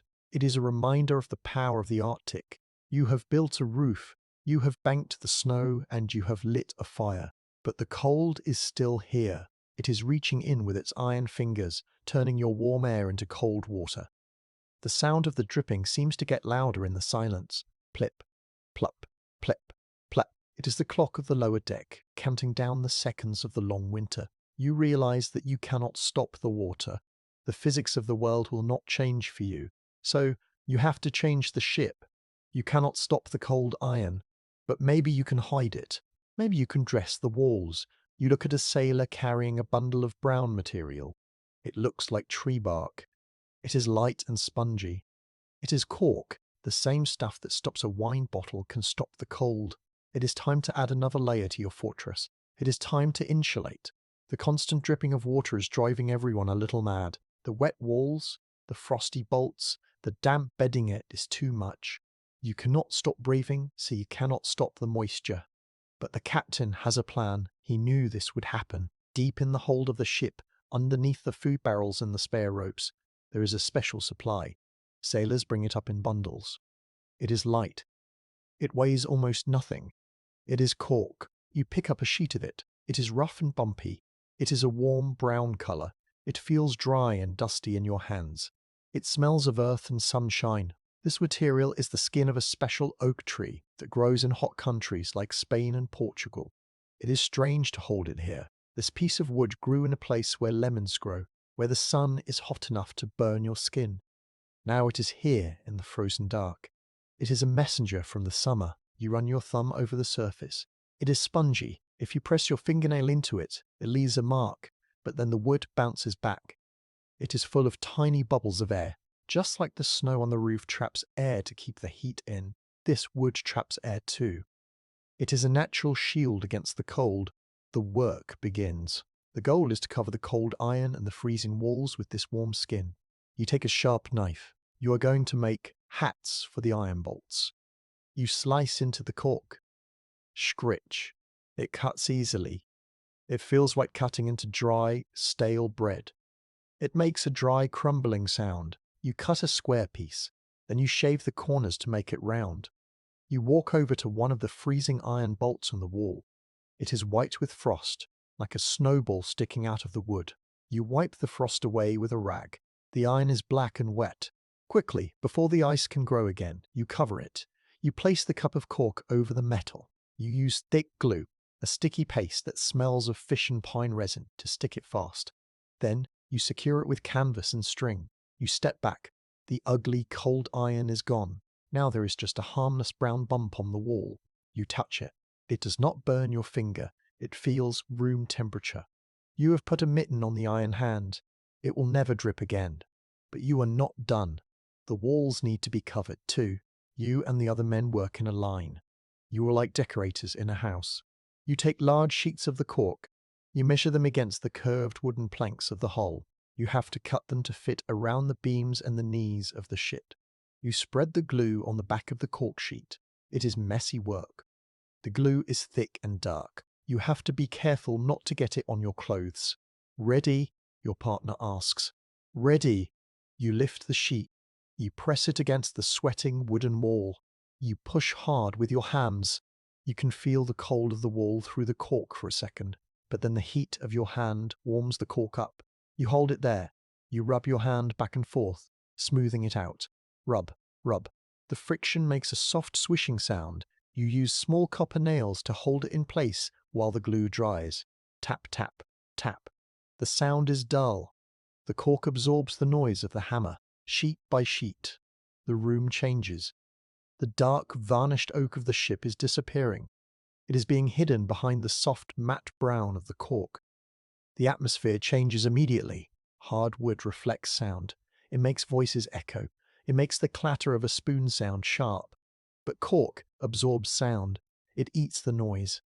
As you cover the walls, the room gets quieter. The voices of the men become softer. The laughing and the coughing are muted. It feels like you are entering a library or a study. It feels calm. It also feels drier. The cork does not sweat. When the warm, moist air from the kettle hits the cork wall, the cork stays warm. The water stays in the air as harmless steam, or it travels to the ventilation hatch to escape. The walls are no longer crying. You spend hours doing this. It is satisfying work. It is like a puzzle. You find a gap, you cut a piece of cork to fit, and you plug the hole. You are sealing the ship from the inside, just like you sealed it from the outside with snow. You are creating a sandwich. Snow on the outside, thick timber in the middle, and cork on the inside. The cold has to fight through 3 layers to get to you. It gives up. The temperature in the room rises another degree.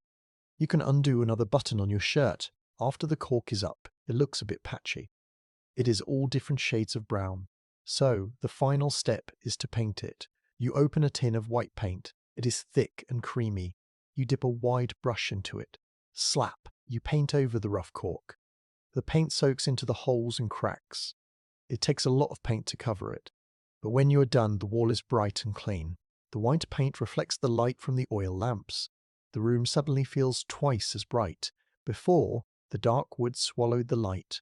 Now, the white walls bounce the light around. The golden glow reaches into the corners. The shadows shrink even more. You stand in the center of the mess deck and look around. It is transformed. It no longer looks like the inside of a ship.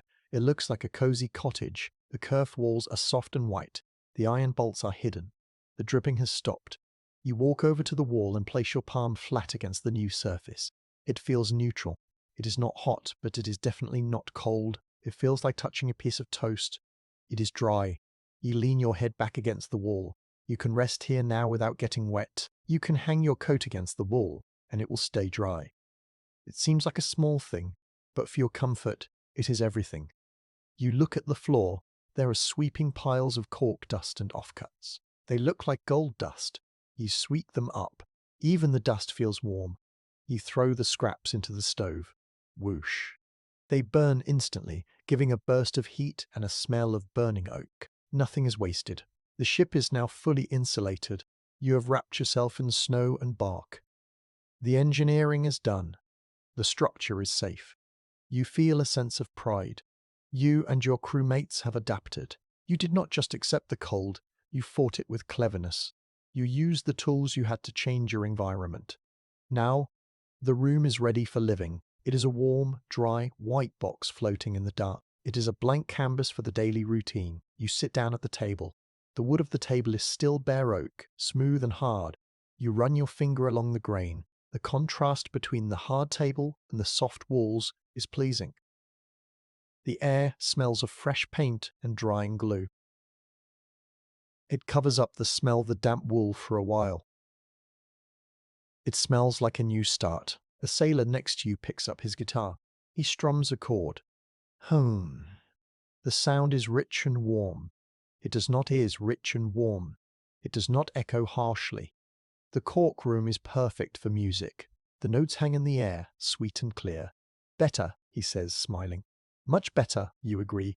The physical work of building the winter house is mostly done. The roof is up, the walls are lined. Now the focus shifts to the people, to the bodies living in this space. You look at the rows of hooks along the wall where the hammocks are stored. It is getting late. The pipe down signal will come soon. It is time to turn this living room into a bedroom. You have made the room warm. Now you have to make yourself comfortable for the night. The work of the day is done. The insulating is finished. The court walls are white and clean. The stove is glowing with a low red light. The men are sitting quietly, talking or mending clothes. But now the mood shifts. A shrill sound cuts through the warm air. Peep, peep, peep, peep. It is the boatswain's whistle. It is time to pipe down. This means the day is over. It is time to turn this living room, dining room, and workshop into a bedroom. In a normal house, the bedroom is a separate place. You walk into another room where your bed is waiting for you. But on a ship, there is no extra room. You are sitting in your bedroom right now. You just have to build the bed. You stand up from the bench. You walk to the side of the ship where the hammock netting is. This is a storage space along the wall. Rolled up tight inside are long grey bundles. They look like giant sausages. These are the beds. You find yours. It has your number painted on it in black paint. You pull it out. It is made of heavy canvas. It feels stiff and thick, like the sailcloth you handled earlier. It smells of the sea and of you. It is your personal cocoon. You carry it to the center of the room. You look up at the white ceiling beams. You see rows of iron hooks screwed into the wood. These are the anchor points for your sleep. A hammock is a simple thing, but it is clever. It is a rectangular piece of cloth with ropes at each end. These ropes are called clothes. They look like a spiderweb made of white string. All the little strings joined together into one big metal ring. You reach up and hang the metal ring on the hook near the wall. Then you walk across the room, unrolling the canvas as you go. You hang the other ring on a hook near the center of the ship. Now, your bed is floating in the air. It hangs about 5 feet off the ground, but you are not the only one doing this. All around you, 50 other men are doing the same thing. The room is suddenly filled with grey canvas shapes. They crisscross the room. They hang in rows, side by side. On a naval ship, space is precious. The rule is simple. Each man gets 14 inches of width. That is not very much. It is just a little wider than your shoulders. When the hammocks are all hung up, they touch each other. It looks like a solid ceiling of canvas. You cannot walk through the room anymore. You have to duck and weave under the swinging beds. You have a special piece of wood called a batten. It is a flat stick, about 2 feet long. You slide it into a slot at the head of your hammock. This spreads the canvas out. It keeps the cloth from wrapping around your face like a taco. It makes a little pocket of air for your head. Now comes the tricky part. Getting in. You cannot just sit on a hammock. If you sit on the edge, it will flip over and you will fall on the floor. The other sailors will laugh. You have to be graceful. You reach up and grab the wooden beam above your head. You lift yourself up on your toes. You lean back and throw your legs up and over the side of the canvas. You wriggle your body into the deep pocket of the cloth. It takes a moment to get settled. The canvas is tight. It hugs your body. It curves around your back. At first it feels restrictive, but then you realize how comfortable it is. There are no hard spots. There is no mattress to get lumpy. The cloth supports every inch of you evenly. You lie there for a moment, just feeling the suspension. You are floating. You are not touching the floor. You are not touching the walls. You are hanging in the warm air near the ceiling. This is why sailors love hammocks. In the open ocean, when the ship rolls and tilts in the waves, the hammock stays still. Gravity keeps it level. The ship moves around you, but you stay flat. Here in the ice, the ship doesn't move much, but the hammock still feels like the safest place in the world. You look to your left. You can see the outline of your friend in the next hammock. His shoulder is pressing against yours through the canvas. You can hear him shifting to get comfortable. Night, he whispers. Night, you whisper back. You are packed together like sardines in a tin. But in the Arctic, this is a good thing. His body heat radiates through the canvas to you. Your heat radiates to him. The whole layer of hammocks becomes a giant blanket that traps the heat from the stove below. You look down over the edge of your canvas nest. The floor is empty now. The benches are pushed back.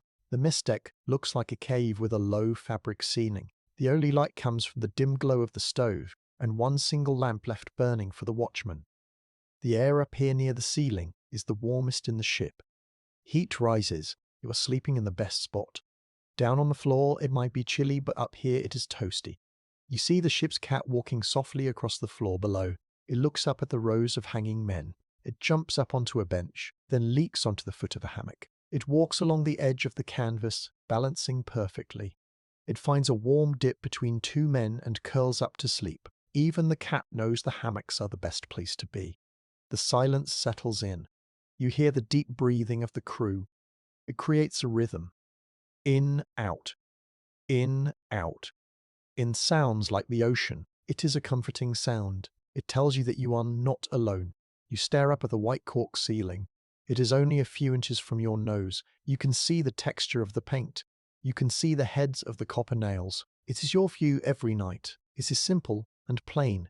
Being in a hammock changes how you sleep. You cannot toss and turn. You cannot sprawl out. You have to sleep on your back, with your arms crossed over your chest or resting by your sides. It forces you to be still. It calms you down. It feels like being back in the womb. You are held tight. You are warm. You are swaying very, very gently.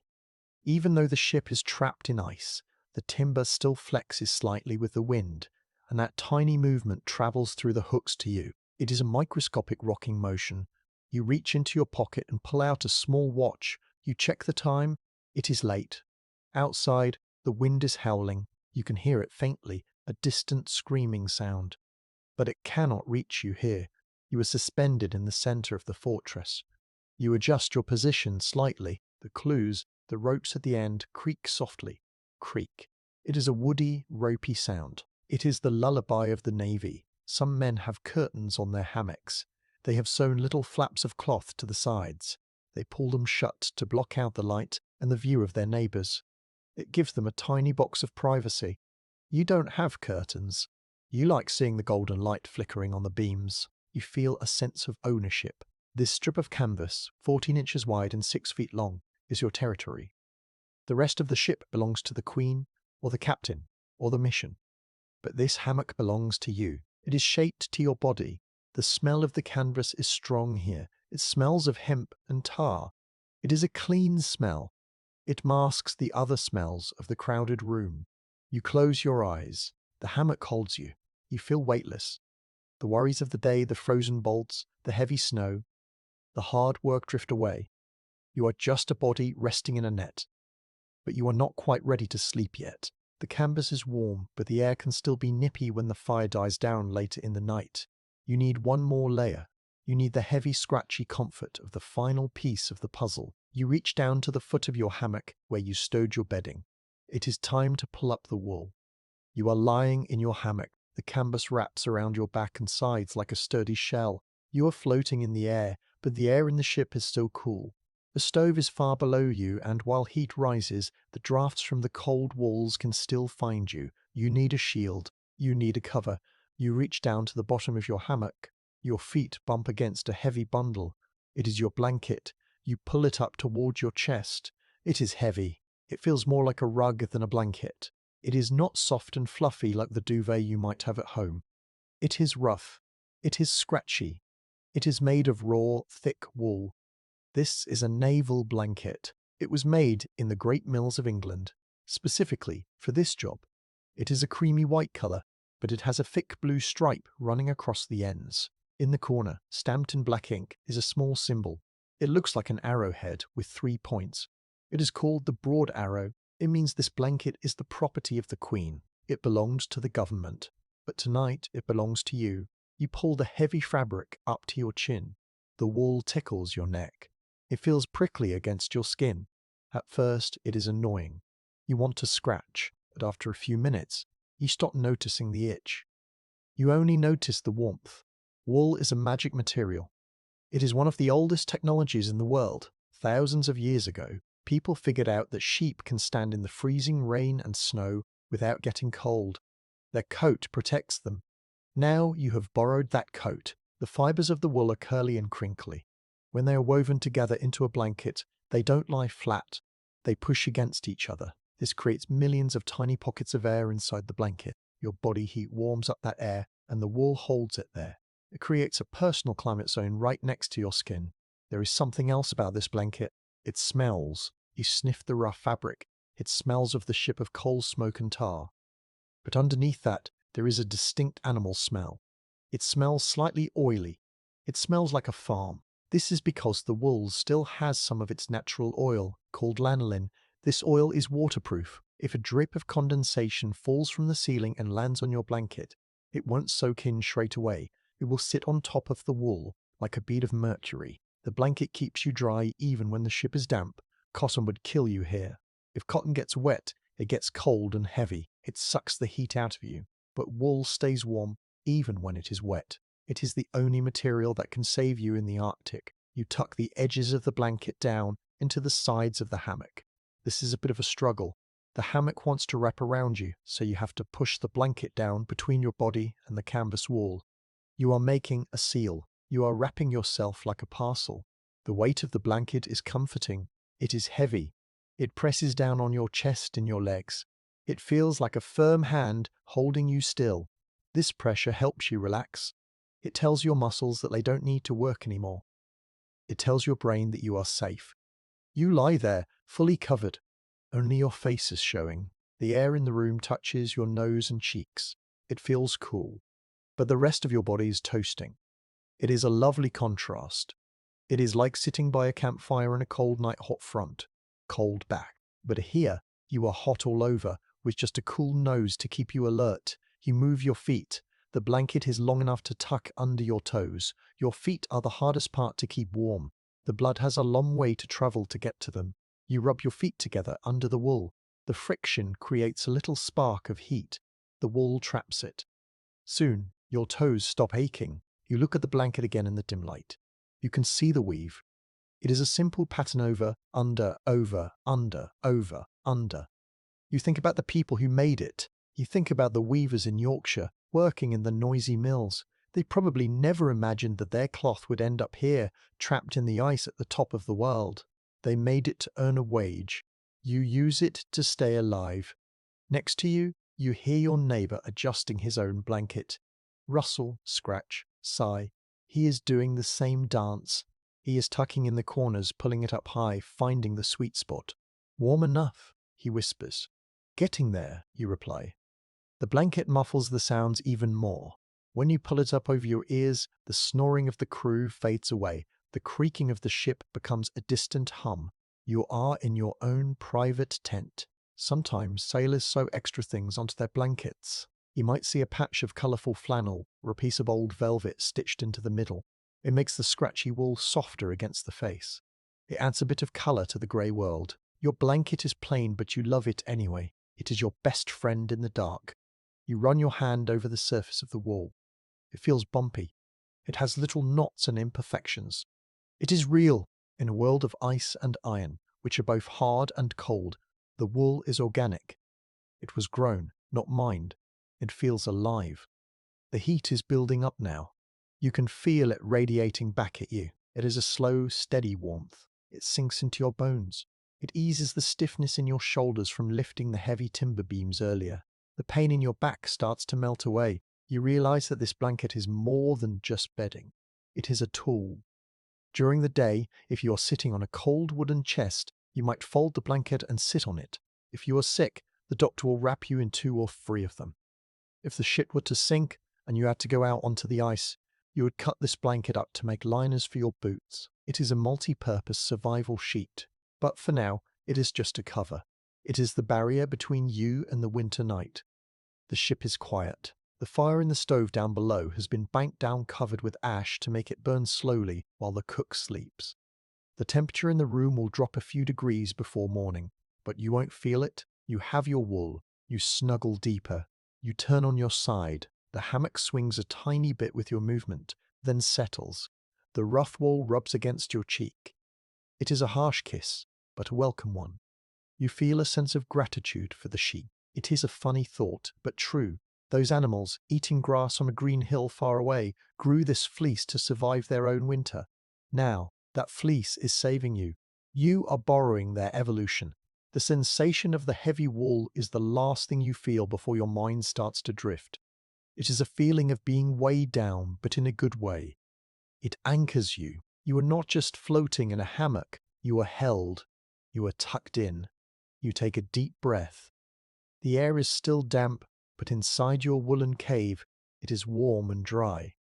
You are ready to rest, but sleep doesn't come instantly. The mind is still active, and in this quiet time, before the eyes close completely, there is often a little bit of work to be done. A quiet, personal task that you can do while lying in your warm nest. You think about the tear in your trousers from the day's work. You can't leave it. A hole lets in the cold. You need to fix it. You are not quite ready to sleep yet. There is a small job that must be done. In this frozen world, your clothes are your armor. A hole in your trousers is like a crack in a shield. It lets the cold in. It lets the heat out. You cannot allow that. You climb out of your hammock and sit on your wooden sea chest. You are directly under one of the golden oil lamps. The light falls on your lap. You are holding your heavy woolen trousers. There, on the knee, is a tear. It happened when you were dragging the rough timber across the deck yesterday. It is time to be a tailor. You reach into your chest and pull out a small roll of fabric tied with a ribbon. This is your housewife. It is a funny name, but every sailor has one. It is a sewing kit. You unroll it on your knees. Inside, there are little pockets holding treasures, needles, pins, buttons made of bone, and spools of thread. You pick a needle. It is silver and shiny. It looks very small in your big, rough hands. Your hands are used to pulling heavy, frozen ropes and swinging hammers. Holding this tiny sliver of metal feels strange. You have to be gentle. Next, you take a length of thread. It is thick linen thread. But before you use it, you do something important. You take a small lump of beeswax from your kit. You rub the thread against the wax. Zip.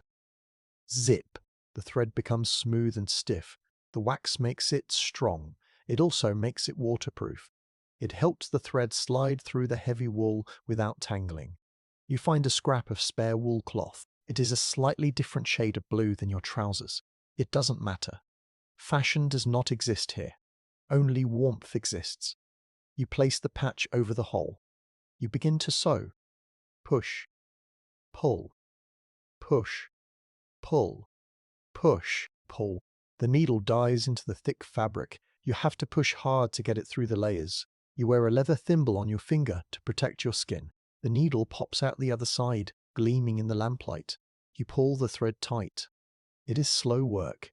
It is quiet work. You look around the mess deck. You are not the only one. 3 other men are sitting on the benches, doing the same thing. One is sewing a button back onto his shirt. Another is darning a sock-weaving new wool across a hole in the heel. Nobody is talking. The only sound is the soft pop of the needles going through the cloth and the occasional snip of scissors. It feels peaceful. After the heavy physical work of the day, the lifting, the digging, the hauling, this is a different kind of work. It is small and precise. It requires focus. As you watch the needle go in and out, your mind clears. You stop worrying about the ice. You stop worrying about the dark. You just focus on the stitch. It is almost like meditation. The rhythm calms you down. You look at the stitches you are making. They are not perfect. They are not tiny and invisible like the ones a professional tailor would make in London. Your stitches are big and strong. They are over and over stitches. They look like a little fence running around the edge of the patch. They're built to last. You think about the history of these clothes. You bought them before the ship left England. They were stiff and new then. Now they are soft and molded to your shape. They have salt stains on the cuffs. They have oil stains on the thighs. And now they have a patch on the knee. Every mark is a story. The salt is from the big storm in the Atlantic. The oil is from the lamps. The patch is from the roof building. Your clothes are a map of your journey. You finish the line of sewing. You tie a knot in the thread. You bite the end of the thread to cut a tub out habit. But everyone does it. You smooth the patch down with your thumb. It feels flat and solid. The hole is gone. The weakness is fixed. You put your needle back in the housewife. You roll up the kit and tie the ribbon. You put it back in your chest. You stand up and shake out the trousers. They look a bit ragged with the new patch, but they look strong. You feel a sense of satisfaction. You did not throw the broken thing away. You fixed it. You made it useful again. In this isolated place, you cannot buy anything new. If you break something, you must fix it, or you must go without. This makes you care for your things. You treat your socks with respect. You treat your coat with gratitude. You fold the trousers carefully and place them on the lid of your chest for the morning. They will be ready for you. You look at your hands. There is a tiny prick of blood on your thumb where the needle caught you. You suck it away. Your hands are rough, scarred, and stained with tar, but they are capable hands. They can steer a ship through a storm, and they can thread a needle in the dark. The mood in the room is very soft now. The sewing circle is breaking up. The men are putting away their kits. The quiet focus of the work has made everyone sleepy. It was a gentle way to end the day. You feel ready for the hammock now. You have earned your rest. Your gear is in good order. You have made do and mended. But there is one last thing before sleep. All this work, the cold air and the dry heat of the stove have made you thirsty. And in the Navy, there is a cure for that. It is not water. It is something hot, sweet, and comforting. You smell it before you see it. The cook has brought out the big pot. The sewing is done. The needle is packed away. But before you climb up into your canvas bed, there is a smell drifting through the lower deck. It is a warm, earthy smell. It cuts through the scent of the coal smoke and the drying wool. It is the smell of comfort. It is tea. You see the cook's assistant walking into the room. He is carrying a huge copper pot. Steam is pouring out of the spout. He sets it down on the end of the long wooden table with a heavy clunk. You reach for your mug. It is hanging on a hook near your hammock. It is not made of china or glass like the ones you have at home. Those would break in a day on a rolling ship. Your mug is made of tin. It is painted white with a blue rim. It is chipped in a few places, showing the black metal underneath. You walk over to the pot. You join the line of men. Everyone moves slowly. You hold out your cup. The ladles the hot brown liquid into it. The mug changes instantly. A moment ago, the metal was cold. Now, it is burning hot. You cannot hold it by the handle alone. The heavy cup tips. So you wrap your hands around the body of the mug. Ouch, you whisper. But you do not let go. The heat bites your palms. It is a sharp, stinging heat, but it feels wonderful. Your hands have been cold all day. The cold has been sitting deep in your joints. Now, the heat from the tea pushes into your skin. It travels up your wrists. It wakes up your fingers. You use the mug like a hot water bottle. You rub it back and forth between your palms. You walk back to your bench and sit down. You look into the cup. The tea is very dark. It is almost black. In the Navy, they do not make weak tea. They boil the lees until every bit of flavour is extracted. It is strong enough to stand a spoon in. You blow on the surface. Hoo! The steam swirls away. You can see your own face reflected in the dark liquid for a second. You take a sip. It is hot. It burns your tongue a little, but you swallow it down. It tastes strong and bitter, but also very sweet. You put a lot of sugar in it. Sugar is not just for taste here. It is fuel. The sugar burns inside your body to create energy, and energy creates warmth. The sweet dark liquid hits your stomach, and you feel a glow spreading through your chest. It tastes like home. It tastes like rainy afternoons in England. For a moment, you are not trapped in the ice. You are sitting in a kitchen in Portsmouth or London. You watch the other men. They are doing the same thing. They are hunched over their mugs. They hold them with both hands close to their faces. The steam rises up and warms their noses. It adds a little moisture to their dry eyes. There is a sound to drinking tea. It is a quiet, slurping sound. Sip. Ah! In a polite dining room, this would be rude, but here it is the sound of satisfaction. It is the sound of 50 men warming up from the inside out. Good brew tonight, a man next to you murmurs. He dips a hard biscuit into his tea. The biscuit is like a rock. If you try to bite it dry, you might break a tooth. But the hot tea softens it. He holds it in the liquid for 10 seconds, then eats it. It is a simple supper, but it fills the belly. The tea does something else. It wakes up the mind just a little. It gives you a moment of clarity before sleep. You sit there feeling the warmth of the stove on your legs and the warmth of the mug in your hands. You feel balanced. This tin mug is your most important tool for comfort. It is simple, cheap, and unbreakable. If you drop it, it just bounces with a loud clang. It gets another dent, another character mark. You finish the tea. You tip the mug up to get the last drop. There are a few tea leaves at the bottom. You stare at them. Some people say you can read the future in tea leaves. You look at the dark, wet clumps. They just look like tea leaves. That they tell you one thing. You have survived another day. The heat is fading from the metal now. The mug is cooling down. You stand up. You walk to a bucket of water and rinse the cup out. You hang it back on its hook. Clink. It swings there, ready for the morning. The warmth of the drink stays with you. Your hands are flexible and pink again. Your stomach is settled. The ritual is complete. The lower deck is getting quieter. The cook takes the empty pot away. The smell of the tea lingers in the air, sweet and heavy. It is a gentle ending to the hard shift. Now, with your body warmed and your clothes mended, there is nothing left to do. The ship is silent. The ice is silent. It is time to let go of the day. You climb back up to your canvas nest, ready to drift away. You are asleep in your hammock, wrapped in your woolen blanket. But something pulls you out of your dream. It is not a noise. It is not the cold. It is a smell. It is the best smell in the world. It is the smell of fresh bread. You open your eyes. The mess deck is still dim. The lamps are burning low. But the air is different. The smell of damp clothes and coal smoke has been pushed away. In its place is the sweet, warm scent of yeast and toasted flour. It makes your stomach grow immediately. You climb out of your hammock. You drop down to the wooden floor. You follow your nose towards the stove area. There, standing in the circle of heat, is the cook. He has been awake while you were sleeping. He looks different from the other sailors.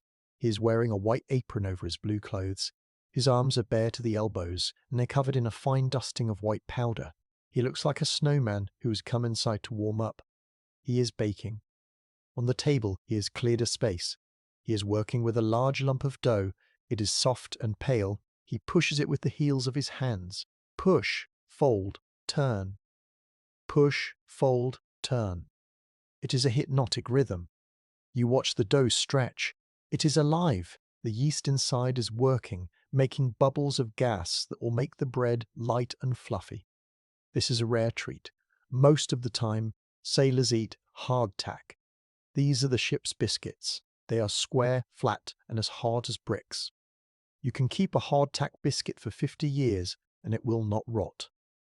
It is good for survival, but it is not good for happiness. But today the cook has opened a barrel of flour. He is making soft tack. That is what sailors call real fresh bread. You watch him take a sharp knife. He cuts the big lump of dough into smaller pieces. He rolls each piece between his palms to make a ball. He places them on a metal tray. He covers them with a cloth and sets them near the stove to rise. The heat from the iron stove helps the bread grow. You can almost see them expanding. They are like little white pillows puffing up. The cook turns to the oven. The oven is built into the side of the big coal stove. He opens the heavy iron door. Creak. A blast of hot air rushes out. It smells of fire and dry heat. It feels wonderful on your face. You can see the dark cavern of the oven inside. It is ready. He slides the tray of dough inside. He shuts the door with a solid clang. Now, you have to wait. You sit on a bench nearby. You are not the only one. Other men are waking up now. They are climbing down from the hammocks, drawn by the smell. They stand around the stove, rubbing their eyes, sniffing the air. The anticipation is thick in the room. The anticipation is thick in the room. The smell gets stronger. It changes from the smell of raw dough to the smell of cooked crust. It is a golden smell. It reminds you of a bakery in a village street on a Saturday morning. It is a smell that says home. It is strange to think about where this bread comes from. The flour was ground from wheat grown in a sunny field in England months ago. It was packed into a wooden barrel. It travelled across the stormy ocean. It sat in the frozen hold of the ship. And now, here in the Arctic winter, it is becoming food. The cook checks the time. He puts a cloth on his hand to protect it from the heat. He opens the oven door again. The steam pours out. It swirls up into the lamplight. And there they are. The rolls are no longer pale and small. They are big, golden brown, and crusty. They look beautiful. The cook pulls the tray out and sets it on the table. The bread crackles softly as it cools. Snap, pop. It is the sound of the crust shrinking slightly in the cool air. He takes a basket and piles the hot rolls into it. He hands one to you. It is hot. You have to juggle it in your hands for a second. It feels light. After months of lifting heavy ropes and heavy timber, this feels like holding a feather. You break it open. A puff of white steam escapes from the soft inside. The crumb is white and fluffy. You take a bite. It is soft. You don't have to soak it in tea. You don't have to fight it. It just melts in your mouth. It tastes sweet and simple. It tastes of comfort. For a few minutes, there is no talking on the mess deck. There is only the sound of eating. The crew is happy. This simple roll of bread changes the whole mood of the ship. It gives you energy for the day ahead. You look at the cook. He is wiping his hands on his apron. He looks tired, but he also looks proud. He knows he has done a good thing. In this harsh place, he is a magician. He turns dry dust and water into happiness. You finish your bread. You brush the crumbs from your lap. You don't sweep them onto the floor. You pick them up and eat them. You don't waste a single crumb of soft tack. The oven door is closed now. The heat is fading back to normal. But the smell lingers. It hangs in the clothes and the hair of the men. It makes the dark, crowded room feel like a safe, warm kitchen. You feel ready now. The sleep is gone from your eyes. Your belly is warm. You stand up and stretch. The day is beginning, and thanks to the flour and the fire, you are ready to face the ice again. But before you go up to the cold upper deck, you hear a strange sound coming from the hull. The ship is speaking to you. The quiet of the breakfast is over. You are sitting on the bench, wiping the last crumb of bread from your mouth.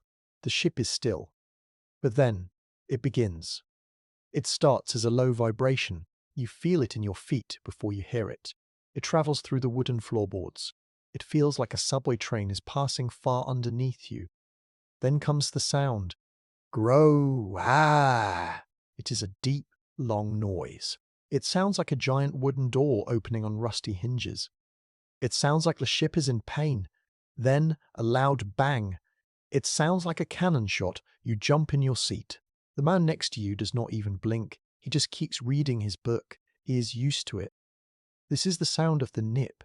Outside, the ice is not just a flat, still field. It is moving. The tides of the ocean are still pulling the water underneath the ice. Huge sheets of ice, miles wide, are pushing against each other. And right in the middle of them is your ship. The ice is squeezing the ship. It is a giant vice. Millions of tons of white pressure are pushing against the wooden sides of the hull. You walk over to the wall. You put your hand flat against the cork lining. You can feel the timber trembling. It is fighting back. This is the moment you realize how strong this ship really is. A normal ship would be crushed like an eggshell, but this ship was built for the ice. The walls are not just one layer of wood. They are 3 layers thick. Oak, elm, and teak bolted together to make a wall almost 2 feet thick. You look up at the ceiling beams. They are massive.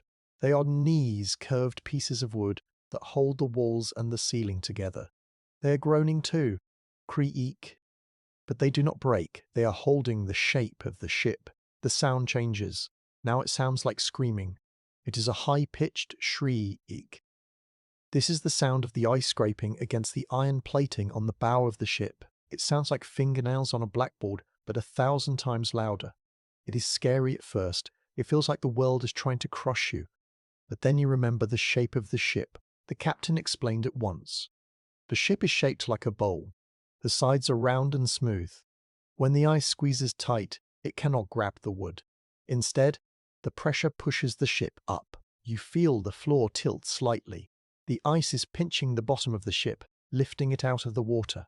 You are being squeezed upwards. Like a wet bar of soap shooting out of a hand, you sit back down. You watch the oil lamp hanging above the table. It is trembling. The flame is vibrating, making the shadows on the wall dance quickly. The noise is loud, but after a while it becomes a rhythm. Groan, bang, shriek, silence. Groan, bang, shriek, silence. It is the song of the Arctic. It is the sound of Narctic. It is the sound of nature testing your fortress. You imagine the scene outside. You imagine the great white blocks of ice rearing up, crashing into each other. trying to get at the ship, but they fail. The wood is too strong. The design is too clever. There is a strange comfort in the noise. It reminds you that the ship is working. If there was silence and then a sudden crack of splintering wood, that would be bad. But this groaning is the sound of resistance. The ship is complaining, but it is holding. You look at the faces of the other sailors. No one is panicked. They trust the ship. They trust the oak trees that gave their wood to build it. She's talking loud today, a sailor mutters. Hi, says another, giving the ice a headache.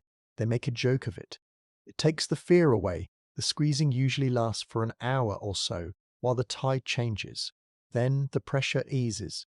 The ice relaxes. The groaning stops. The ship settles back down with a heavy thud. The lamp stops shaking. The silence returns to the lower deck. It feels even quieter than before. You let out a breath you didn't know you were holding. The battle is over for now.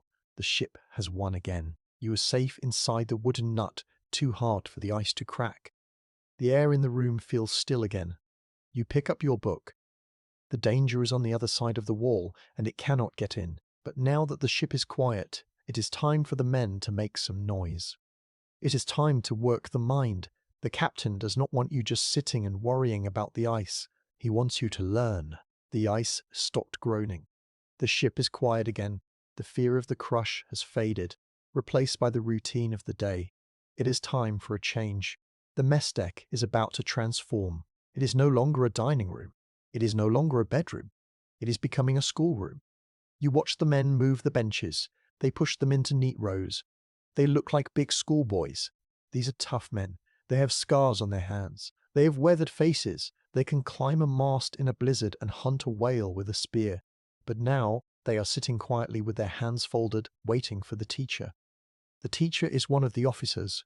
He comes down the ladder carrying a box. He is dressed in his uniform, but he looks relaxed. In the rigid world of the Navy, officers and sailors usually stay apart.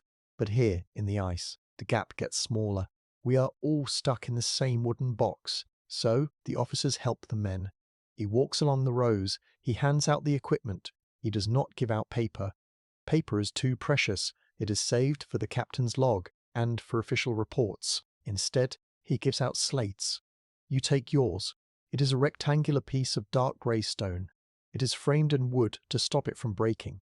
It feels cool and smooth under your fingers. It smells of dust. It reminds you of being a small child. Next, you get a slate pencil. This is not made of wood and lead. It is a thin stick of softer stone.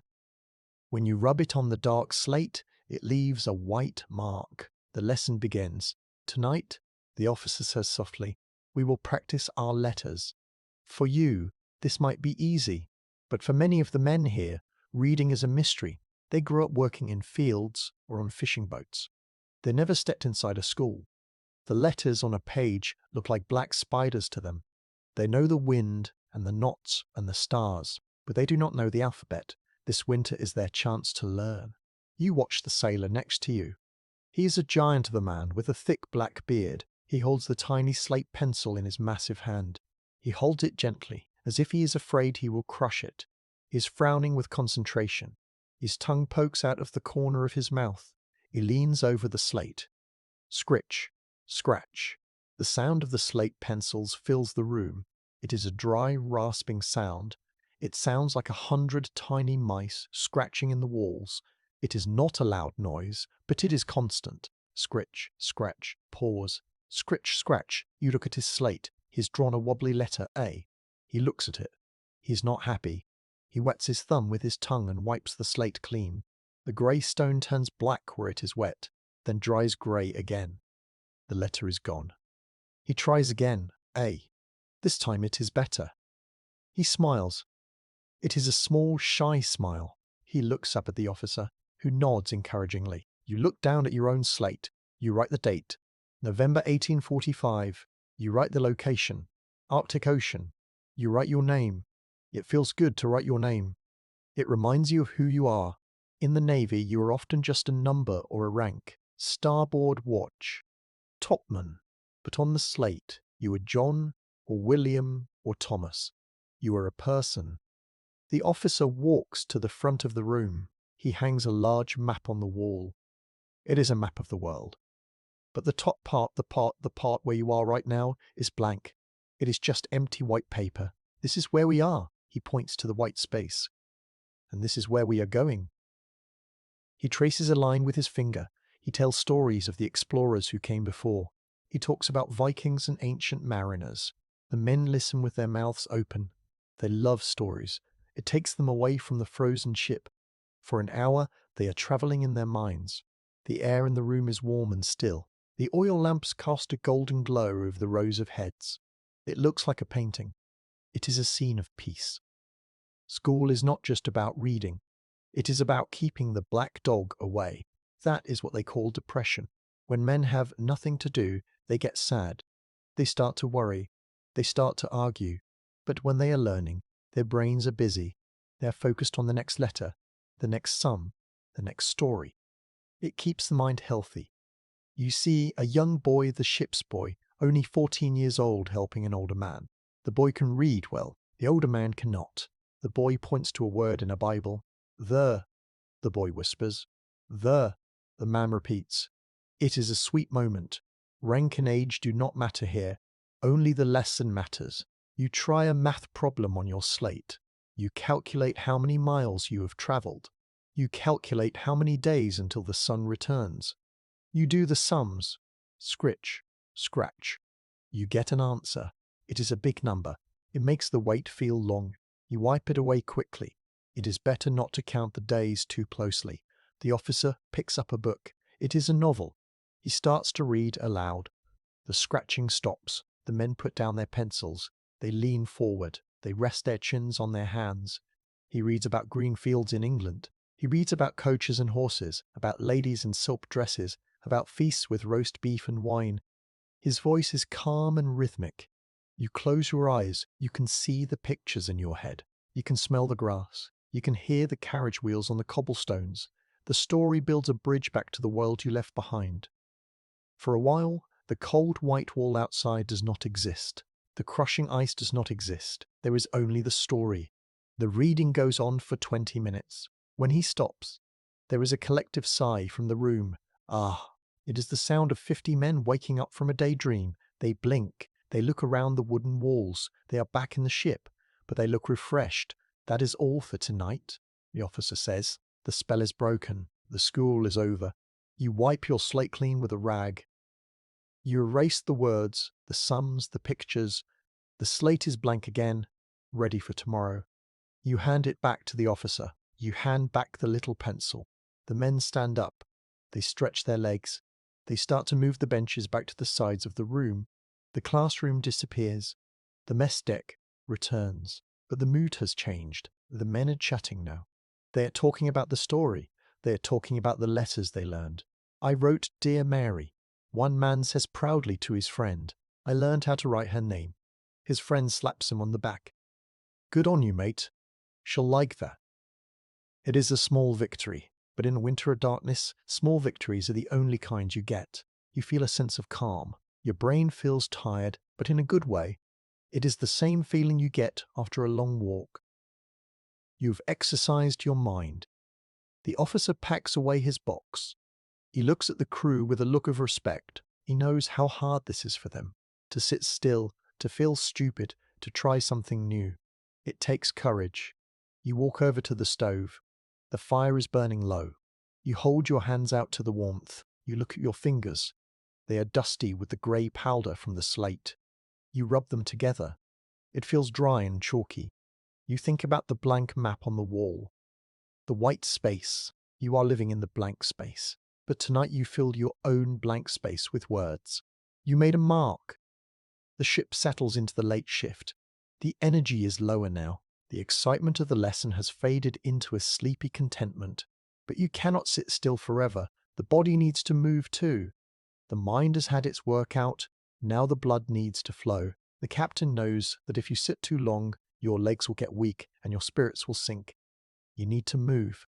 You need the promenade. You leave the warm, quiet schoolroom of the lower deck. It is time to move your body. You climb the ladder, gripping the polished wooden rails. As your head rises above the floor level, the air changes. You are back on the upper deck. inside, the housing. It feels very different here than down below. Downstairs, the air was thick, hot, and smelled of coal and toast. Up here, the air is thin and crisp. It is not freezing like the outside world, because the canvas roof and the snow walls protect you, but it is cold enough to see your breath. Every time you breathe out, a little white ghost leaves your lips. It is dim in here. The only light comes from a few lanterns hanging from the ridge pole. They cast long swinging shadows against the canvas walls. The white frost on the ceiling sparkles in the gloom. You are not alone. The whole crew is up here. It is time for the promenade. This is a fancy word for a walk, but on a ship trapped in ice, a walk is not just for fun. It is medicine. The captain knows that if men sit in the dark for too long, they get sick, their joints get stiff, their blood slows down, sadness creeps in. So, every day, you must walk. You button your coat all the way to the top. You pull your woolen cap down over your ears. You put on your thick leather mittens. You are ready. The men form a line. There is a system. You cannot just wander wherever you like. The deck is a long, narrow space. So, you walk in a loop. You walk up the starboard side, the right side, and down the port side, the left side, round and round.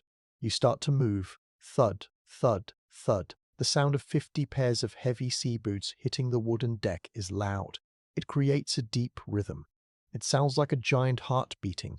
To keep the pace, you need music. But you cannot play a guitar while you're walking in mittens. So the captain brings out the organ. This is a barrel organ. It is a wooden box with a handle on the side. You do not need to know how to play notes to use it. You just have to turn the handle. Crank, crank, crank. Inside the box, a pin cylinder turns, plucking metal teeth to make sounds. A sailor stands on a crate, turning the handle. The music is tinny and mechanical. It plays old English folk songs. It plays a polka. It is not an orchestra, but it is loud and it has a beat. You step in time with the music. Left, right, left, right. It feels silly at first. Grown men walking in a circle around a frozen ship, listening to a music box. But after a few minutes, you get into the rhythm. Your body warms up. The blood starts to pump harder through your veins. You can feel the tingle in your toes as the circulation improves. This walking is vital for fighting scurvy. Scurvy is a disease that makes you weak. It comes from bad food, but the doctors believe that laziness makes it worse. Exercise keeps the body strong enough to fight it. So you march for your life. You walk past the main mast. You walk past the pumps. You walk past the frozen coils of rope. You know this path perfectly. You know every knot in the wood, every stain on the deck. As you walk, you talk. This is the social hour. Downstairs in the schoolroom, you had to be quiet. Here, you can chat. Cold one today, your friend says, walking next to you. Aye, but the roof is holding, you reply. The voices of the men mix with the music and the thudding boots. It creates a hum of activity. It sounds like a busy street market, muffled by the snow. You look at the canvas roof above your head. On the inside, it is covered in rime. This is fluffy white ice that grows from the moisture in the breath of the marching men. It looks like white fur growing on the brown cloth. Sometimes the vibration of the marching knocks a piece of ice loose. Pliff. It falls on your shoulder. You brush it off and keep walking. The air in the housing is dead air. It doesn't move much. As the men exercise, the heat from their bodies warms the space up. You start to feel cozy inside your coat. You might even undo the top button. The barrel organ runs out of tunes. The sailor stops cranking. He slides the barrel over to select a new set of songs. For a moment there is silence, just the thump-thump of the boots. Then a waltz begins. It is a slow, sad song. The walking slows down to match it. You pass the officers. They are walking too, but they usually stick to their own side of the deck. They are wrapped in fine blue coats with brass buttons. They nod as you pass. Good afternoon, Thompson. Afternoon, sir. It is a strange parade. A parade going nowhere. You are walking miles and miles, but you never leave the ship. You are like hamsters in a wheel, but it works. You feel the gloom lifting. The movement shakes the cobwebs out of your brain. You feel stronger. Your legs feel used. The hour ends. The music stops. The sailor covers the organ with a canvas sheet to keep the frost out. The walking stops. You stand there for a moment, breathing hard. Your breath cloud is big now. Your cheeks are red and stinging with the rush of blood. You feel awake. The promenade is over. The royal road, as the sailors jokingly call the path around the deck, is empty again. You look towards the curtain that leads to the outside. It is dark out there. The sun has been getting lower and lower every day. Soon, it will not rise at all. The exercise is good, but it cannot stop the seasons. The hardest part of the journey is coming. You wipe your nose with the back of your mitten. You turn back towards the hatch. You're going back down into the heat, back to the tea in the light, but you carry the freshness of the upper deck with you. You have stretched your legs. You have kept the machine of your body running. As you descend the ladder, you feel the ship settle into a deeper kind of quiet. The energy of the day is used up. The long, long twilight is turning into the long, long night. The sun is about to say goodbye for a very long time. The walking is done. The school is done. The day should be over. But when you wake up the next morning, something is wrong. You climb up the ladder to the upper deck. You expect to see the grey light of morning filtering through the canvas roof. But there is no light. It is pitch black. You walk to the side curtain and peek out. The sun is gone. For weeks, it has been getting lazy. It stayed low on the horizon, just skimming the ice like a flat stone. Yesterday, it showed just a tiny sliver of gold for a few minutes. Today, it has decided not to get up at all. This is the polar night. The sun has dipped below the edge of the world, and it will not come back for months. You stand there in the cold, looking south. You can see a faint glow like a bruise on the sky. It is a deep, dark blue colour. That is noon. That is the brightest it will get today. The rest of the sky is a heavy velvet black. The stars are burning fiercely. They look sharp and cold, like diamonds spilled on black velvet. You can see the moon, round and pale, casting long shadows across the ice. It is beautiful, but it is heavy. It feels like a lid has been put on the box. The world has shrunk. There is no distance anymore. There is only the ship and the small circle of light around it. You go back down below. The change in the crew is subtle. When the sun goes, the energy goes. Men move a little slower. Faces look a little paler. It is harder to wake up when there is no morning light to tell your brain it is time to move. But the captain knows this. He fights the dark with oil and wick. Light the lamps. The order is given earlier than usual. In fact, the lamps basically never go out now. The ship has become its own sun. You sit in the mess deck. The golden light of the whale oil lamp seems brighter now. It is defiant. It is a message to the winter. You can take the sun, but you cannot take our light. The lamps burn with a steady yellow flame. They create a pool of summer in the middle of the winter. You find yourself staring at the flame more often. It is the only living thing that moves quickly. Time starts to blur. Without the sunrise and sunset, the days melt into each other. Is it 8 a.m. or 8 p.m.? Without the ship's bell ringing every half hour, you would be lost. You live by the clock, not by the sky. To keep spirits up, the routine gets stricter. Breakfast at the same time. Scrub the decks at the same time. Scrub the promenade at the same time. Walk the promenade at the same time. The routine is a rope you hold onto so you don't get lost in the dark. But there are special moments. The longest night, the winter solstice, is here. In England, this is just a short day. Here, it is the middle of the dark tunnel. To celebrate, the officers bring out a treat. It is preserved meat. It comes in a heavy tin can. It's not as good as fresh meat, but it is better than the salty beef you eat every day. The cook makes the stew. He puts in dried potatoes and carrots. The smell of the stew fills the ship. It smells savoury and rich. For an hour, the mess deck feels like a tavern. The men laugh. Someone plays a fiddle. The music is bright and fast. It pushes back the silence of the ice. You look around the table. The faces of your friends are yellow in the lamplight. You know every line on their faces now. You know who snores. You know who tells the best stories. You're a family of ghosts haunting a wooden ship. You wonder what is happening back home. In England, people are walking in the park. They are seeing the sun. They are seeing green grass. It feels like a different planet. You feel a wave of tiredness. It is the winter lethargy. The darkness makes your body want to hibernate like a bear. You have to fight it. You have to force yourself to stand up, to talk, to read. You walk over to the thermometer hanging on the wall. It is a simple glass tube filled with mercury. You check the temperature. It is 50 degrees inside. It is cool but safe. You try not to think about what the temperature is outside. There is a sense of waiting. You are waiting for the Earth to turn. You are waiting for the planet to tilt back. It is a slow, slow process. But even in the dark, there is magic. You go back up to the upper deck for a breath of fresh air. You look up. The sky is dancing. Green curtains of light are waving above the ship. This is the aurora borealis, the northern lights. They are silent and ghostly. They twist and turn like snakes made of green fire. Sometimes they turn purple or red.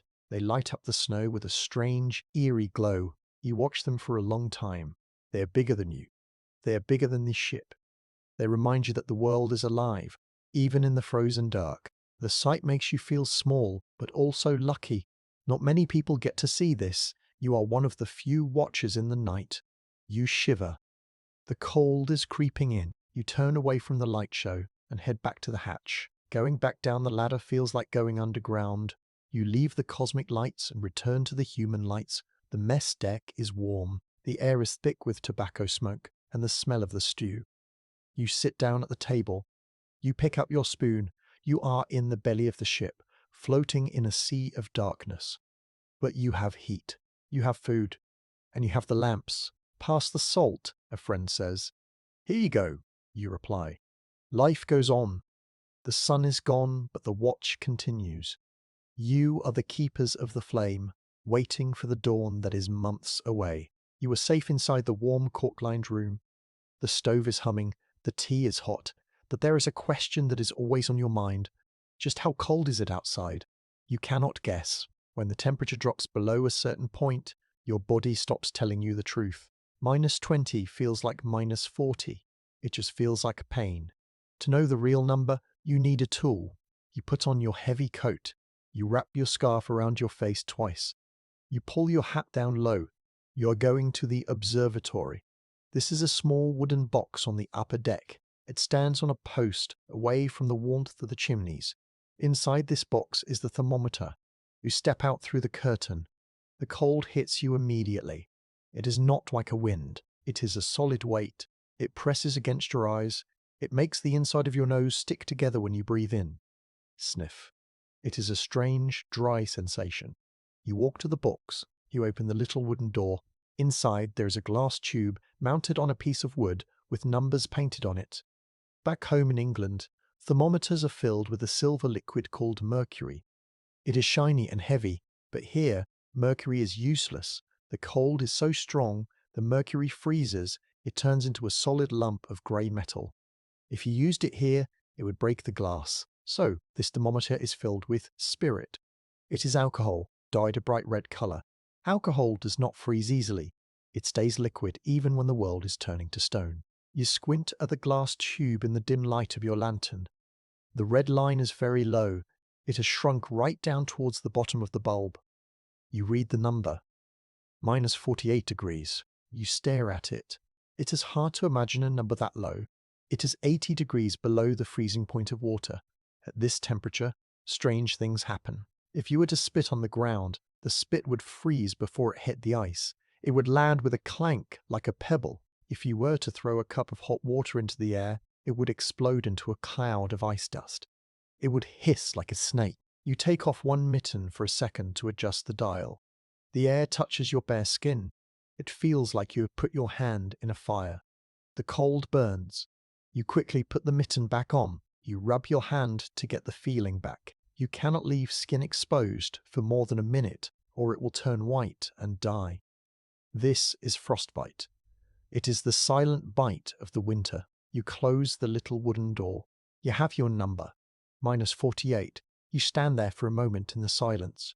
The silence is different when it is this cold. The air is so dense that sound travels fast. You can hear a sailor coughing on the other side of the deck, even through the thick walls. Suddenly, you hear a loud crack. It sounds like a rifle shot. You jump. You look around, but there is no one there. It is the ship itself. The cold is so intense that the sap inside the wood is freezing and expanding. The fibers of the wood are snapping. The ship is shivering. It is a scary sound, but the ship is strong. It can handle the stress.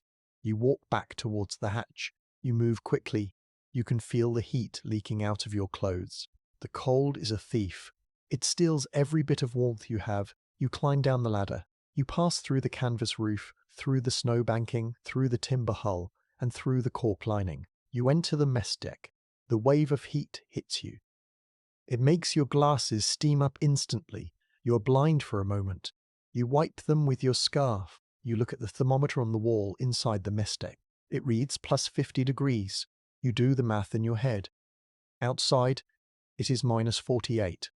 Inside, it is plus 50. That is a difference of almost 100 degrees.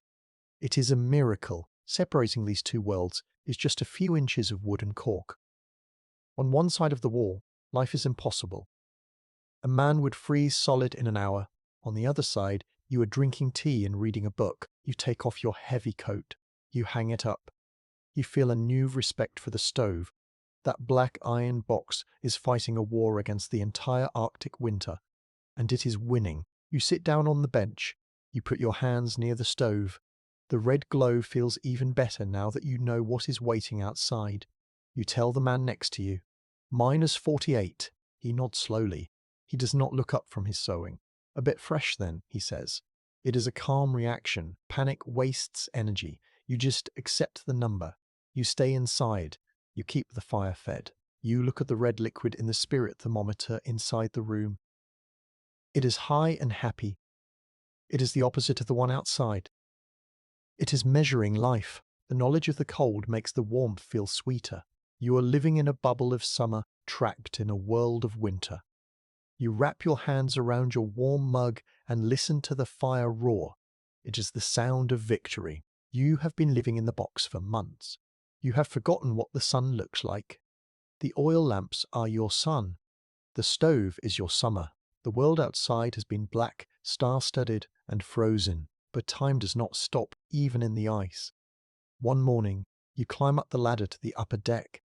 It is supposed to be noon, the middle of the day. Usually this means a faint blue glow in the south, barely brighter than the starlight. But today something is different. You step out through the canvas curtain.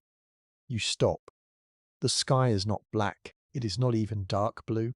It is grey. It is a soft pearly grey, like the inside of an oyster shell. It sits low on the horizon. It is faint, but against the endless night, it looks blindingly bright. You walk to the rail. You are not the only one. Other men are standing there. They are staring at the south. No one is speaking. They are just drinking it in. This is the dawn. It is not the sun itself. The sun is still hiding below the curve of the earth. It is too shy to show its face yet, but it is getting closer. Its light is bending over the horizon, painting the clouds. You look at the ice field. For months the ice has been a mystery. It was just a landscape of shadows and strange shapes in the moonlight. You had to guess where the big ridges were. Now, for the first time in 100 days, you can actually see them. You see the jagged peaks of the ice blocks. You see the flat white plains. You see the drifts of snow piled up against the ship. The world has regained its shape. It is no longer a ghost world. It is a real place made of solid water. You look at your hand. You are holding the wooden rail. You can see the grain of the wood. You can see the texture of your mitten. You realize you are seeing this with natural light. You are not using a lantern. You are not using a torch. You are seeing with the light of the star that keeps the whole earth alive. It feels strange. Your eyes are sensitive. You squint a little. The grey light feels sharp. A sailor next to you turns his head. You see his face. It looks pale and waxy after the long darkness. His eyes look tired, but he is smiling. It is a genuine smile. She's coming back, he whispers. He means the sun. Sailors always talk about ships and the sun as she. They are the mothers of the ocean. This grey light is called civil twilight. It means the sun is just below the horizon. It is a promise. It says that the darkness is breaking.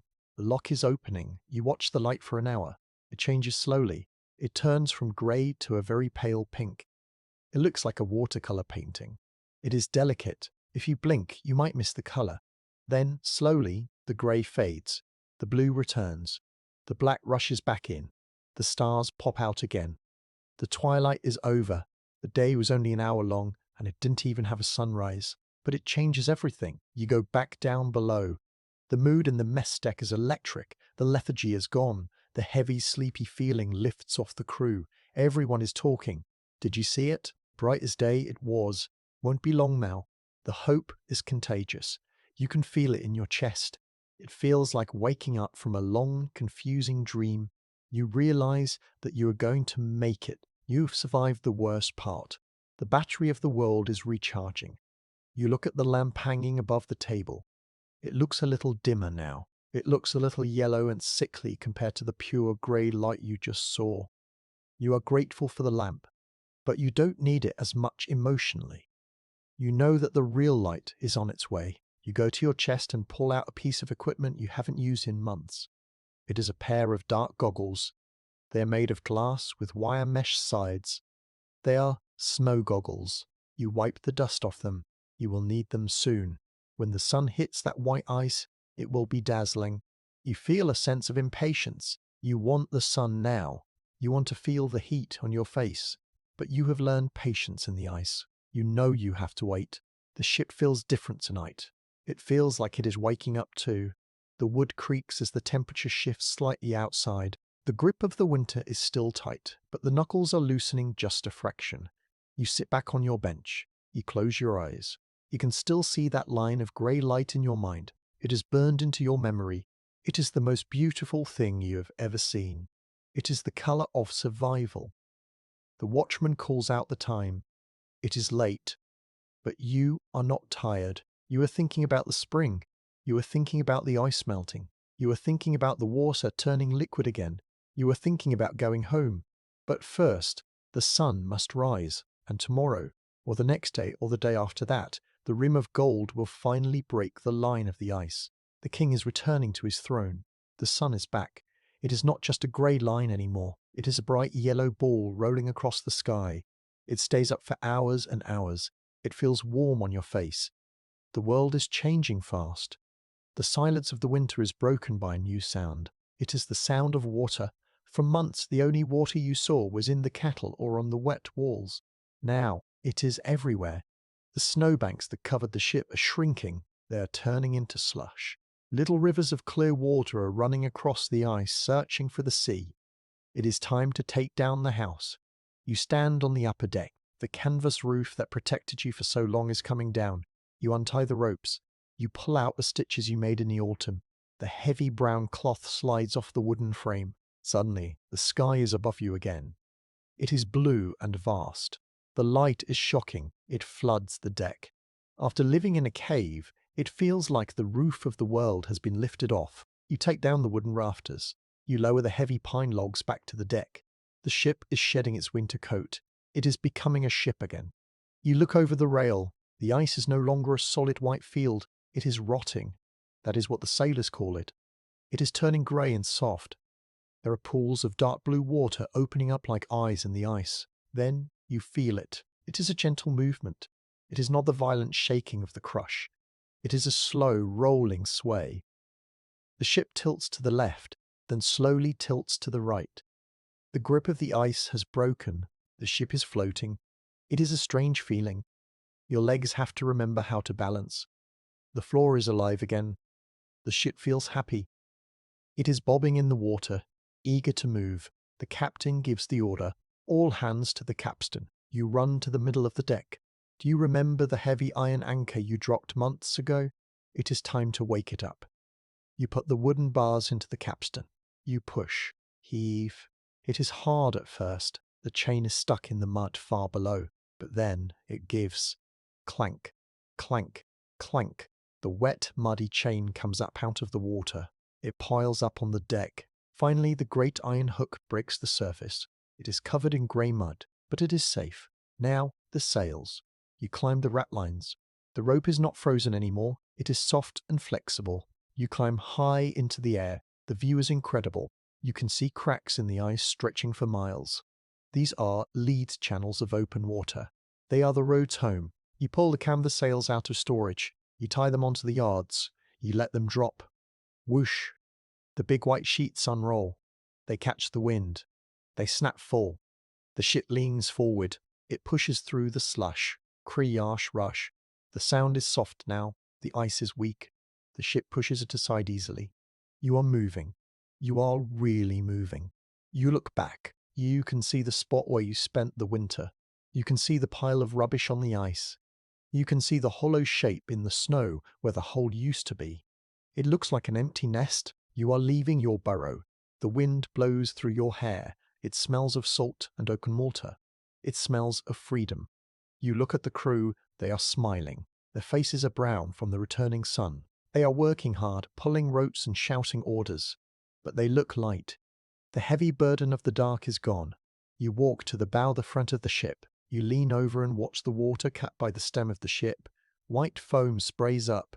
It sparkles in the sunlight. You have done it. You have survived the night shift.